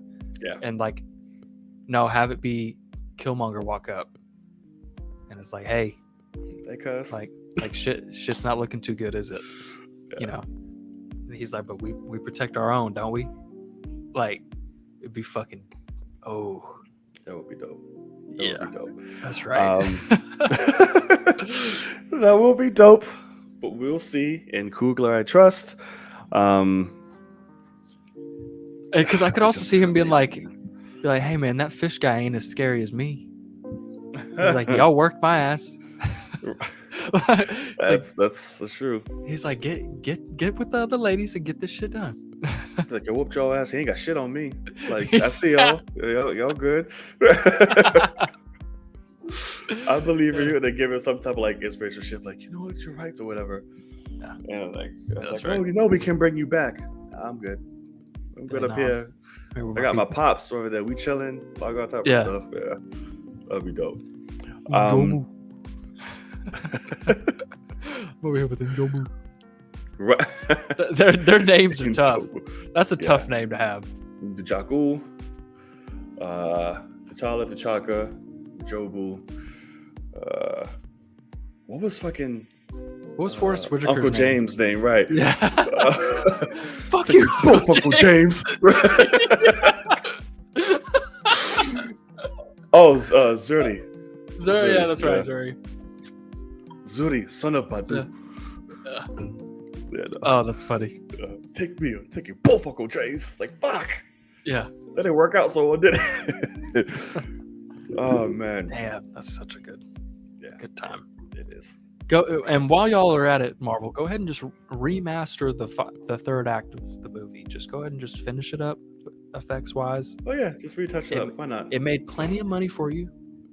It's like, more than enough. It paid in profit. It paid for the sequel to get made. So just go ahead and just touch it up, and we'll be good. That's it. I mean, bring down the brightness shit, and then it will actually move up probably in my list if you fix that third act and the effects, because it just falls apart. But, that movie's a lot of good shit, man. A lot of good shit. Great, it's fucking amazing. Oh, and just that end speech alone is like still my favorite end credit scene of like fucking when he's movies. At the UN. Absolutely, that speech, just everything, like you feel it. Just like, oh, piss at the child. That's fucking dope. I could see that. If that, and that's the thing though, is I just sadly, I don't think that's the story they're telling. Yeah, no. Like it's more meant to be a passing of the torch and also a women empowering. Yeah, it's all about the legacy. At this correct. Point. Yeah, but like also, can you fucking imagine a lineup that's got Shuri, Nakia, and Okoye, Killmonger, and M'Baku? Oh, that'd be great. Just that fucking five that are just like, make them the fucking Thunderbolts. How about that? That's what I mean, man. And like, because that's why I think also like it is funny to, you know, when Chadwick was still alive, he spoke openly about it. He's like, I will do this forever for people because I know it's important.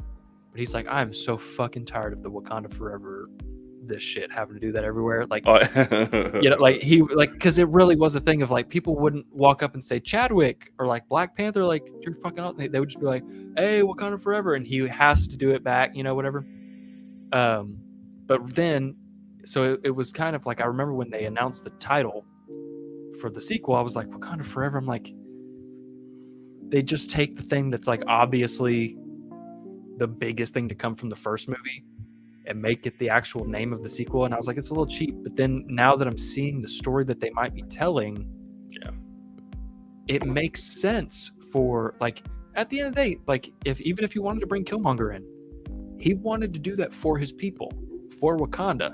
He had poor, plans to do so, but that's what it was about. Then you have M'Baku, who's not about Bast. He's not a part of that because, I mean, he has his own god that he does, and which I also like that a lot because it shows that you can team up and be cordial with someone that has a different religion than you, because you have a common interest of, say it's like the United States or anything, but like, no, he's coming to help because it's Wakanda forever. Yeah. You know what I mean? And so like, I like that name now could mean, it's like, hey, no, everybody that fucks with this country is going to show up and show out.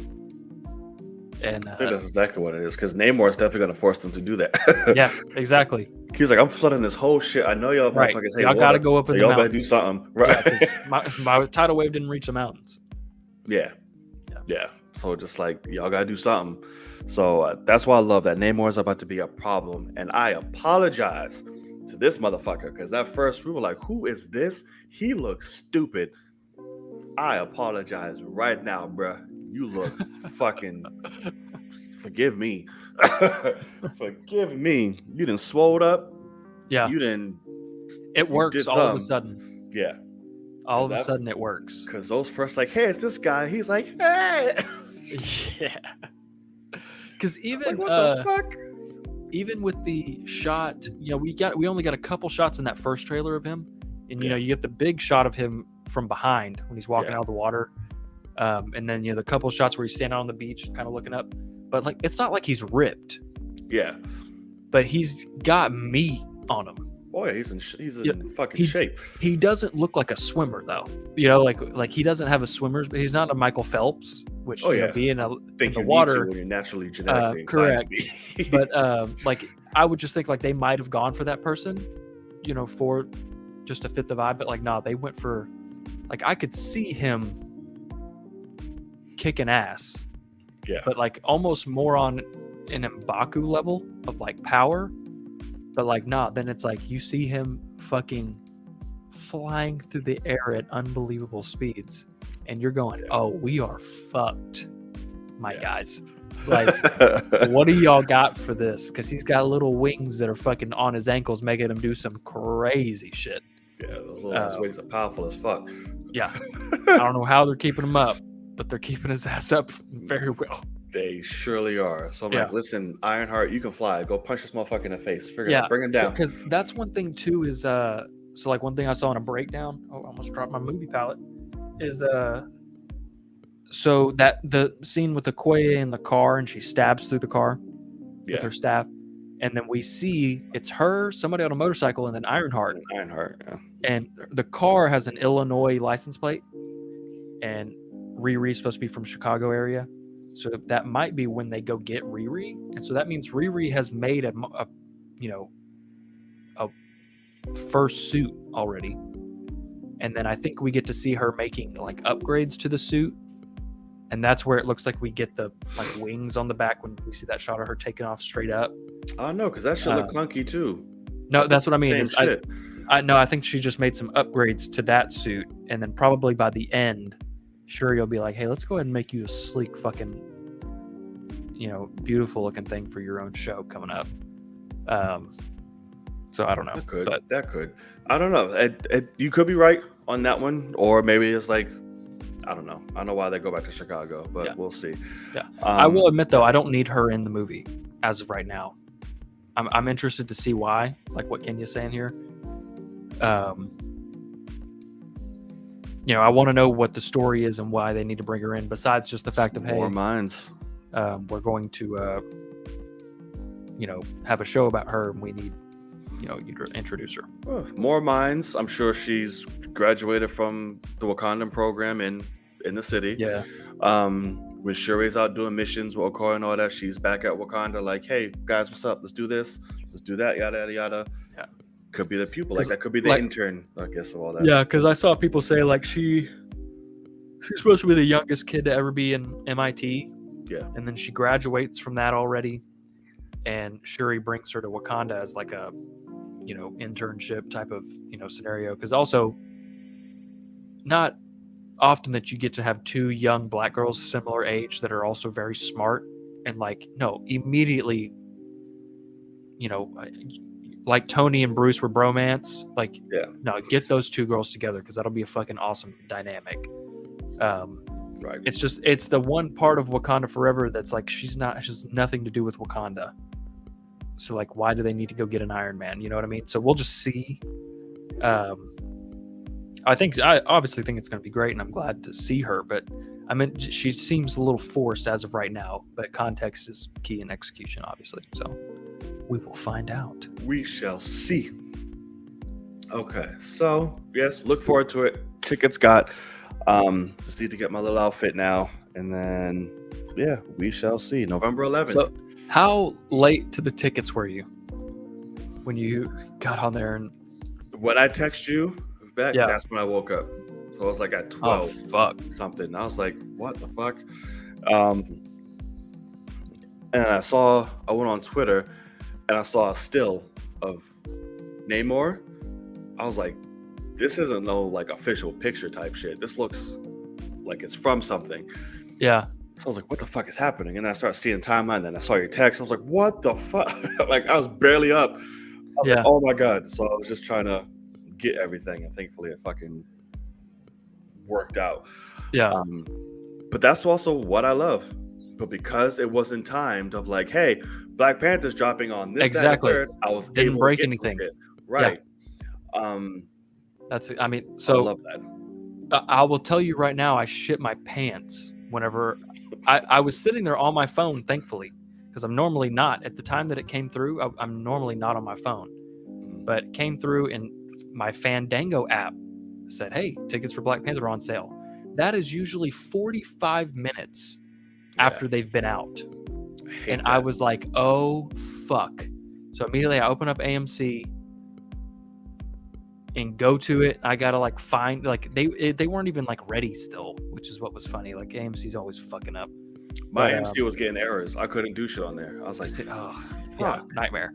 But I opened up mine, and also I don't know about y'all. I haven't looked at yours really, but so I'm not a fan of my theater's been doing 3:00 premieres on Thursday, and so they're trying to get 3-4 showings. I think it was the same. One. But for mine, it's got a 3:00 and an 11:00 that are IMAX 3D. Ooh. And so thankfully, I would be at work at the 3:00 anyway. And everybody that I want to go with, like Kenya, for instance, he would not be able to make the 3:00. So I wouldn't have picked that anyway. I got the 7:00. But I swear to God, if they make that 7:00 IMAX 3D, I'm gonna kick somebody's fucking ass. I think for any other later movie. ones. So there's only one 3D one. 3D at 4:00. That's it. Okay, so y'all's early one is 3D as well. Right. So then 7:30, 11, 2:30 is that Thursday, and then we have Dolby's, which is cool. So Dolby is at 3, 10:30, and 2 a.m. Jesus Christ. Gotcha. Yeah, 2:30 a.m. Yeah. So this is one thing that's funny too. Is I literally just checked this earlier. But yeah, my theater fucked this up, and I noticed this, but I'm thankful that they've already fixed it. But it was not like this before we started recording because I checked. But so the movie's long, 2:41. By the way, we haven't talked about that. It's the second longest. Yeah. But so first showing is 3 p.m. Thursday, IMAX 3D. Then 7 p.m. and 11 p.m. are IMAX. And then there was also a 9 p.m. IMAX 3D. That isn't possible. Yeah, doesn't make sense. And so now it says sold out. But that's not it's because they had to just shut that. They were like, oh, fuck, we messed up. Yeah. But it's funny because I checked, which first of all, unlike yours, this is the 7 o'clock show, like I still got almost nothing in here, which is surprising as fuck to me, to be honest. Yeah. And this is the 3 o'clock, which is even funnier. Check this out. IMAX 3D at 3 o'clock, 2 seats. But yeah, the even 12:30 IMAX is like damn near full. I checked y'all whatever it was, the 6:30 one or whatever for y'all. That was the first one I opened up. Oh, the 7:30? The 7:30 to try to get you a ticket. And I was like, fuck. Like, because I mean, that the whole thing was 7:30 was gone. Yeah. And then I opened up the next one and I was like, there was a chunk in, like a few in the middle, like 5 in the middle gone. But to the left went one more away because I think 22 is your middle. Yeah. Something like that. 21 and 22, yeah. Yeah. And so I was like, okay, whatever it was, the 2 vacancies on L to the left went one further that was taken. And so I got whatever was closest to the right. And yeah, it was. I was aiming for that 7:32. I was like, yeah, it's not happening at all. Yeah, that's not happening at all. And that was the thing too. Is I was like, I opened that one up, and I was kind of happy that it was full because I was like, I would hate to get you a good seat and then you'd be like, I can't get out of work, or something. Oh no, that would never be a thing. Correct. Yeah. but I was like, I'd rather, because I know that you're okay with going late. Yeah. And so I was like, that 11 o'clock, he'll be happy as fuck. Because I realized, I was like, this motherfucker's off on Mondays. So he was probably up late as shit last night. He ain't even thinking about waking up. I was like, I got to just try to get something. And yeah, that was funny as shit, man. Let 3D die, 100%, man. Oh, absolutely. The only person I know that runs don't let Adam Havlick is Adam Havlick. That's it. And good for him. I mean, legitimately, like I wish, but like I went and saw Avatar in 3D, and I will not see Avatar 2 in 3D. I'm not doing it. Yeah, no, fuck that. It only hurt the experience for me. Yeah, no. So it's like they need to stop that shit. And then I got, so I have, of course, the 11 that Thursday, and then Friday again. And we'll see. Yeah, I bought 11 a.m. on Saturday. That's usually my go-to. Is Jesus, 11 a.m. God damn. That's when I saw Woman King at 10:15 in the morning on Sunday. Oh it God. Was phenomenal. We woke up at 9 o'clock. And I was like, God, because we were exhausted and we've been trying not to do anything. And I was like, you know what? It's like, I need to see The Woman King. And I was like, let me just look up show times. And there was a 10:15. I was like, and we had like an hour and 5 minutes or something. And I was like, do you want to go to a movie? We'll get out around lunch and then we can have the rest of the day to clean, do laundry, all that. And it was, let's do it. And, had my sister come, all that. It was great. I mean, get out of the movie, still have the whole day. So that's very happy. Yeah, that's great though. Yeah, because even now, like this Thursday 11, full, dunzo. Yeah, it's like correct. Yeah, because I usually don't do like the Thursday, so it's like Friday, Saturday, right? That mid. But like, why is movies, that? I'm like, I don't know. It's just what I've always done, and it's like, I don't know. And it's like, unless it's like a big ass movie like this or like an Endgame, so I'm avoiding any type of possible fucking spoiler of any kind. I'm doing Thursday. But any in that, I just kind of it's always been a Friday, Saturday thing. Yeah. But this one definitely was going to get that Thursday treatment for sure. And everything will be block muted, and it still is. Forever until the movie. Yeah, that's correct. That's the only thing too is like I know that I will get invited to a early screening for this. It will probably be on Tuesday, and it will be with a bunch of fans. But I'm like, if it's in IMAX, I'm like, I'm gonna have to fucking go. Like, have to. And I'm gonna be sad if other press got to see it 2 weeks earlier or something, because like I'll somehow get spoiled for something and I'll be all upset about it. But like, man, like I'm fucking now I'm like, first of all, I'm dying to see this movie, but also after Multiverse of Madness, because that was my most anticipated movie of anything Marvel had announced, and then this was my most nervous for obvious reasons. Right. And now, for literally Phase 4 movies to be saved for me, I have to put all my cards on this movie. And all the trailers say that is not going to be a problem. And I'm like, man, neither did the other trailers, And so I'm so scared because this movie looks unbelievable. And, because I'm trying to think of what the last one was, but like people were saying, like, this might be the greatest thing Marvel makes. And it might have been No Way Home or, whatever. And it's like, man, we'll have to see. Like, the trailers for this, we haven't had a movie with trailers like this in a while. Yeah, we haven't. And this thing, I hope it's incredible. I don't want to say impossible. I don't want to say impossible. It's a strong word. Yeah. But it's heavily, heavily, heavily unlikely that this movie has any room to suck.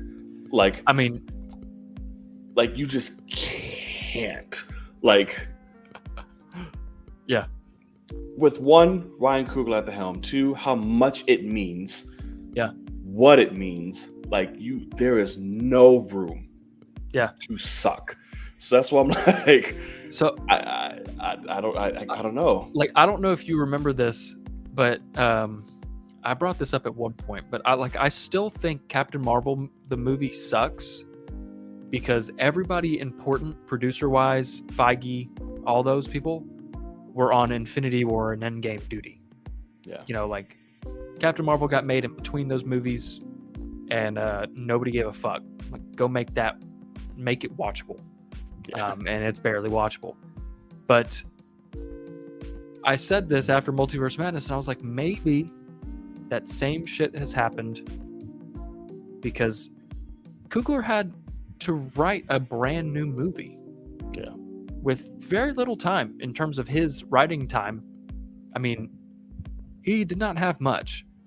And so I was like, maybe everybody was all hands on deck for Wakanda Forever. It had to be. Yeah. And it makes sense. So I'd love that. That's what Kenya said too. Like, if this shit, it's not gonna flop, but if it sucks, correct. If this is as bad as Multiverse of Madness, oh yeah, the amount of backlash and fury that will come towards Marvel will be biblical. Yeah. Biblical. And I think that's another reason why I said there's literally no room for you to fuck up. Like, yeah. If not wrong, everyone will have your head on a stake. Everyone. Yeah. Correct. Fucking Agoge style. Like, it's going down. So yes, that's why I'm saying I'm not going in thinking, obviously, like, I have no expectations of this film, just knowing I'm going to fucking ball my ass off. That's the only shit I know for certain. That is it. And the rest, I'm letting Ryan take me and where that goes. For this, Chadwick, Legacy, the whole nine. But you have no room to suck, homie, especially when you got Coogler attached and you give him like, okay, do it. I know what you have to deal with. Make it your own. Make it what you got to do. Yeah. So that's where I'm at. I'm with you now. So yeah. And I will be one of those people that will travel to LA and wherever the fuck y'all are and be like, you fucked this movie up. Yeah, that's great. Yeah, absolutely. And you have it on video, so if everyone's questioning you, there's no doubt it was me. There's no doubt it was me. And that's the thing too, though, is like, how you were saying, like, Coogler almost said I'm done directing. Yeah. And so that's what makes me scared that, like, did he not figure it out? Oh, no. That was just from the death of Chadwick. No, correct. No, I know, but I'm just, so it's just one of those things where it's like, I really hope this movie comes out. It's incredible. And then we get to hear Coogler talk about it after it gets positive reception. Because also knowing Coogler, he's not the kind of guy that's gonna, before people see it, go, "Oh, I fucking murdered this shit. Like, I saved everything and did what no one thought I could." But I hope that there's an interview at the, end of November that comes out, and he's like, "Man, one day I was laying in bed and it fucking clicked. And I knew exactly what the movie needed to be, and I fucking wrote it." And just, and then he can do, like, he's like, "Chadwick came to me in my dream, blah blah blah, made me, help me out. Chadwick co-wrote this movie, blah blah." Do some PR shit, whatever. But like, I hope that this movie is so goddamn good that this makes people look at Coogler and say, "You're one of the greatest ever," because this is the biggest feat. Yeah. Bigger than Infinity War and Endgame in terms of, this is on one person, and guess what? Your lead actor is gone. Yeah. And you have to, it's not like your lead actor was, diddling children and you had to they didn't get canceled. They didn't, you didn't have an argument with them. It wasn't about contract negotiations. It was a devastating loss for the whole world. And you have to honor them and still make a badass, meaningful, beautiful movie. Yeah. And that's the thing, Kenan. You're right. Nobody will blame Coogler. Like, nobody will be like, "The fuck is wrong with you, guy?" Like, yeah, no, hell no. It's just, but like, I would also say, give, what I will honestly admit is, with the craziness of COVID, if they didn't figure it out, Marvel should have said, Black Panther 2 is off the slate, until we figure it out. We have plenty of other projects we can move up. We have all these things, whatever. I would think that they would do that, man. But like, then again, I mean, they did. Obviously, they pushed it back greatly, obviously. But yeah, but like, we still got Multiverse of Madness. That's after that shit was delayed a whole year. Like, fucking hot garbage, man. Yeah, scary. It's going to be the Furious 7 treatment times like a billion. Yeah. What James Wan had to do was like, yeah, you get time, but we still have a deadline. So it's like, work what you can, do what you can, and you pumped out something great, and it worked. Yeah, make some people cry. Oh yeah, cry's not even gonna be the word. What the fuck is gonna happen in this movie? They're like, "How'd you like the movie?" "I never saw it. I was crying all the time." It's really blurry. He couldn't really focus. Blurry. That fucking Atlanta shit was so real. Everything was just so wet. I don't know what the fuck happened. So it's like, I didn't know I saw this in 4D. Yeah. I was like, damn, Namor was in this movie a lot. The whole movie. I thought the whole movie was underwater. The whole movie was underwater. My eyes couldn't see shit. I couldn't breathe. With the lumps in my throat. I was like, damn. Yeah, so we'll see. Still got Black Widow. What? Yeah, Black Widow's hot garbage too. That's always be a guilty pleasure of mine. So bad. It's not too much of mouth. There are worse things. Okay. Correct. But not many. In terms of the MCU, like, I'm talking about in the MCU, obviously, but Captain Marvel's worse. Oh yeah, absolutely. But like, what else is worse? I put Multiverse up there. Well, yeah, correct. Yeah, Black Widow. Yeah. Well, yeah. So you I don't know, man. You know better. I don't know.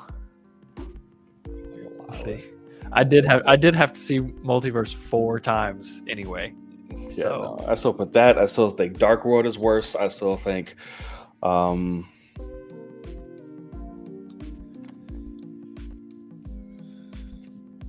I think that's really about Iron Man 2. Iron Man 2. Yeah.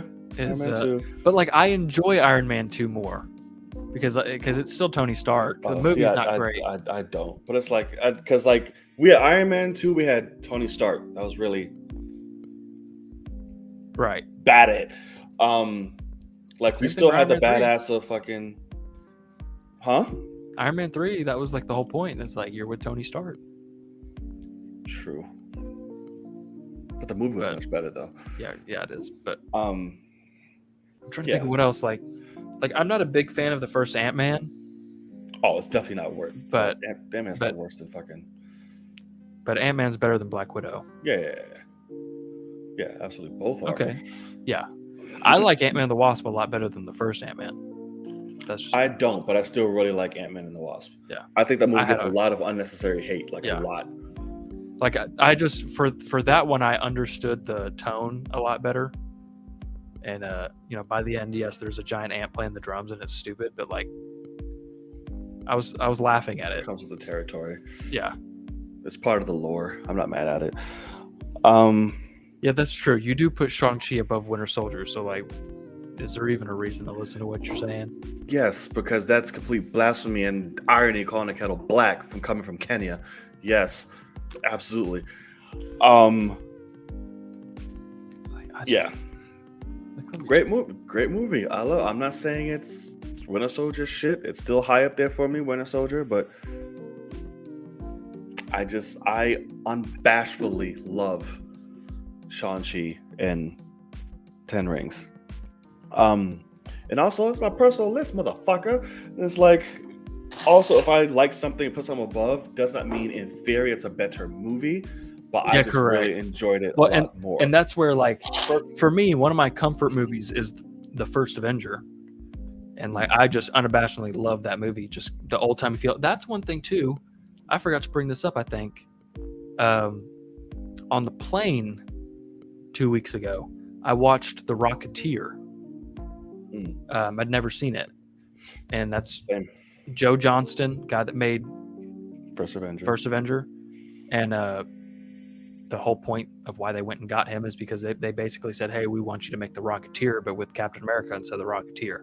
And there are so many things that are in the Rocketeer movie that are like direct parallels that he redid.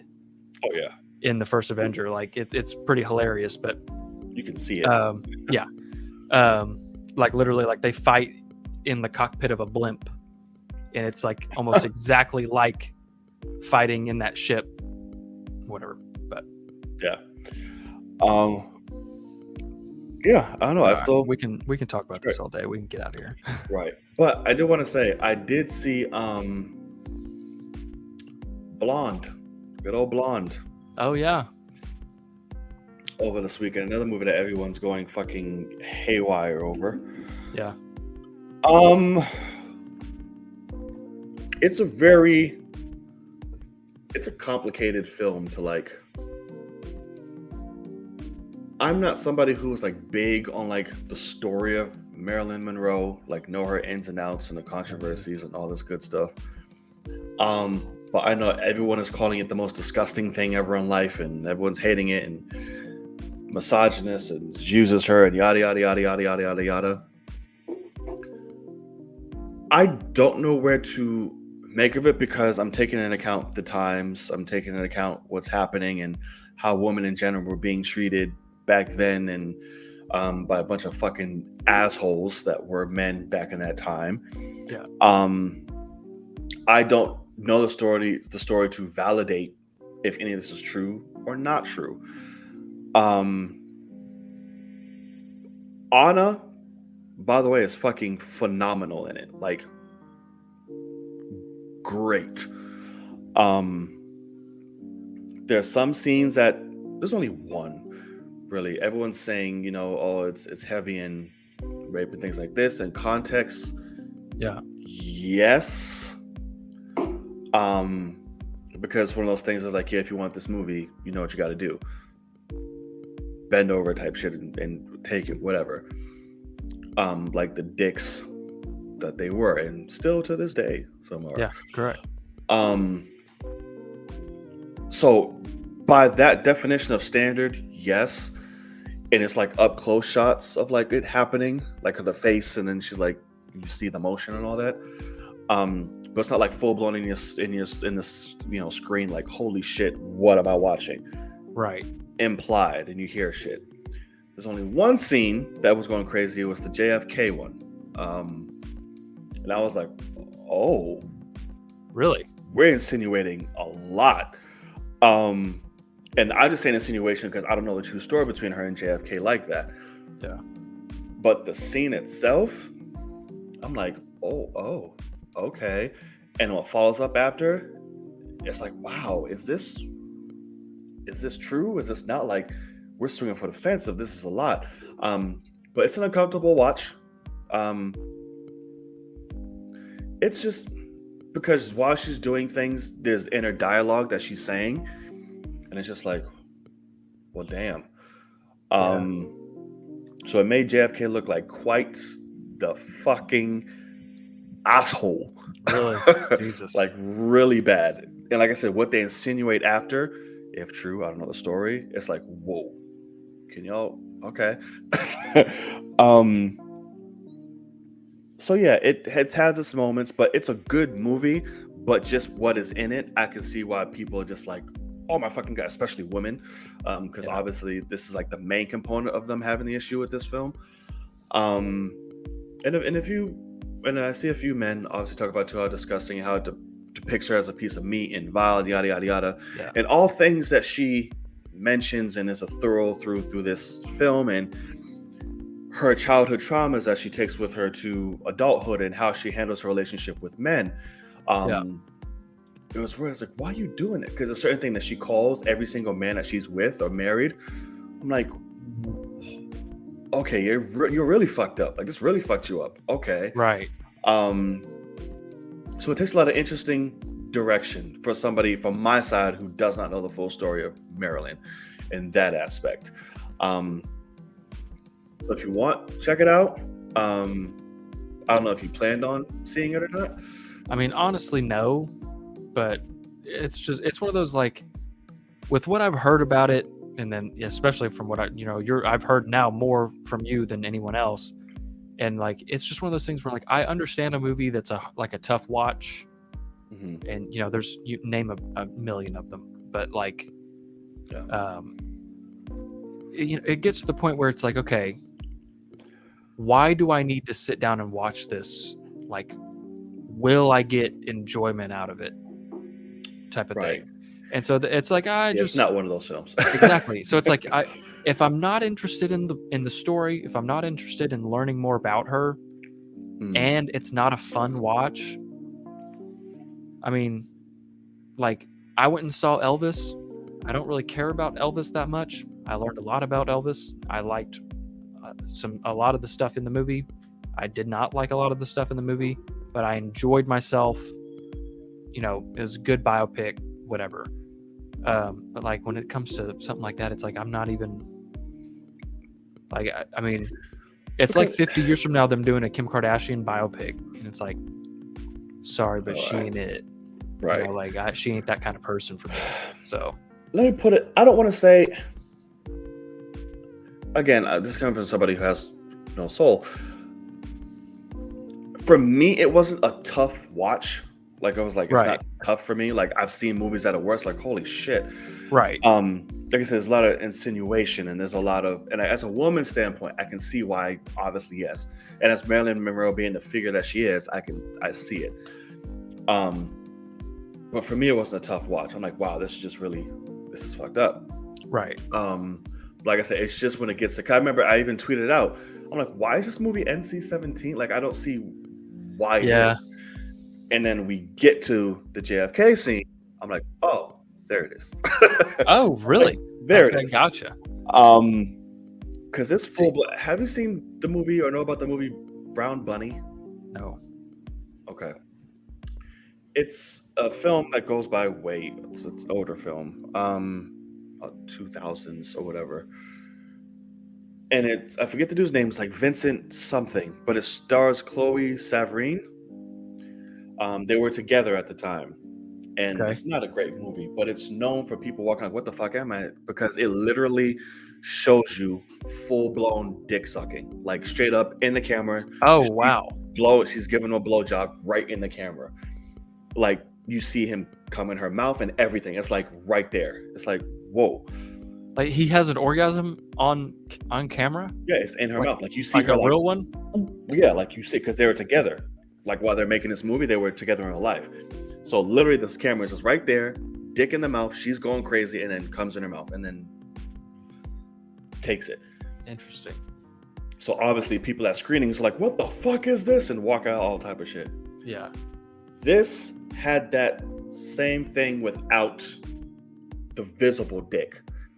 So it's her, like you get, like if it's like here, you see up to here of her going to town, like in her mouth, and she's like, I don't want it forced, and she's having it in a monologue, like, no, this is, who you are, this is what you just have to do, just take it, just swallow, just make sure you swallow, and like all type of shit. It's like, what the fuck? So it was definitely one of those situations, which that was uncomfortable, like, oh shit. So yeah, that was that. Sorry for any children watching, but we'll learn about blowjobs one day. That is correct. But yeah, so that part was the only one I was like, wow, that's when it takes off. I honestly don't know what this is going to do for Anna going forward, because it's so received and heavy as is. Right. So I'm like, I just hope she's not affected by this career wise. Sure. The way it's going, it could very well look like that had the potential. And Brad Pitt produced. Didn't know that, by the way. Yeah. Like, oh shit.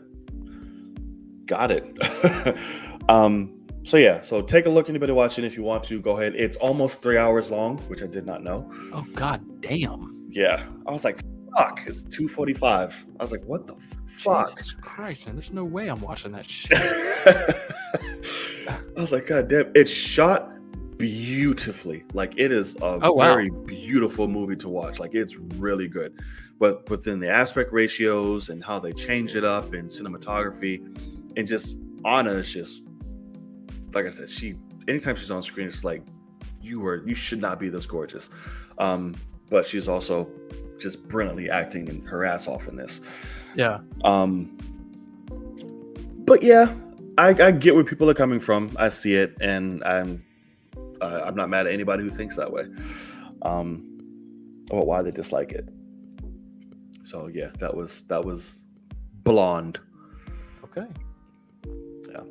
So do with that as you will, people, and yourself, and we'll see. Yeah, the whole thing, like Kenny said, the whole thing is just rumors. Like nobody really fucking knows but the people there. Right. And everything is just made for drama, like dramatization and shit like that, and rumors. That's all you really can do.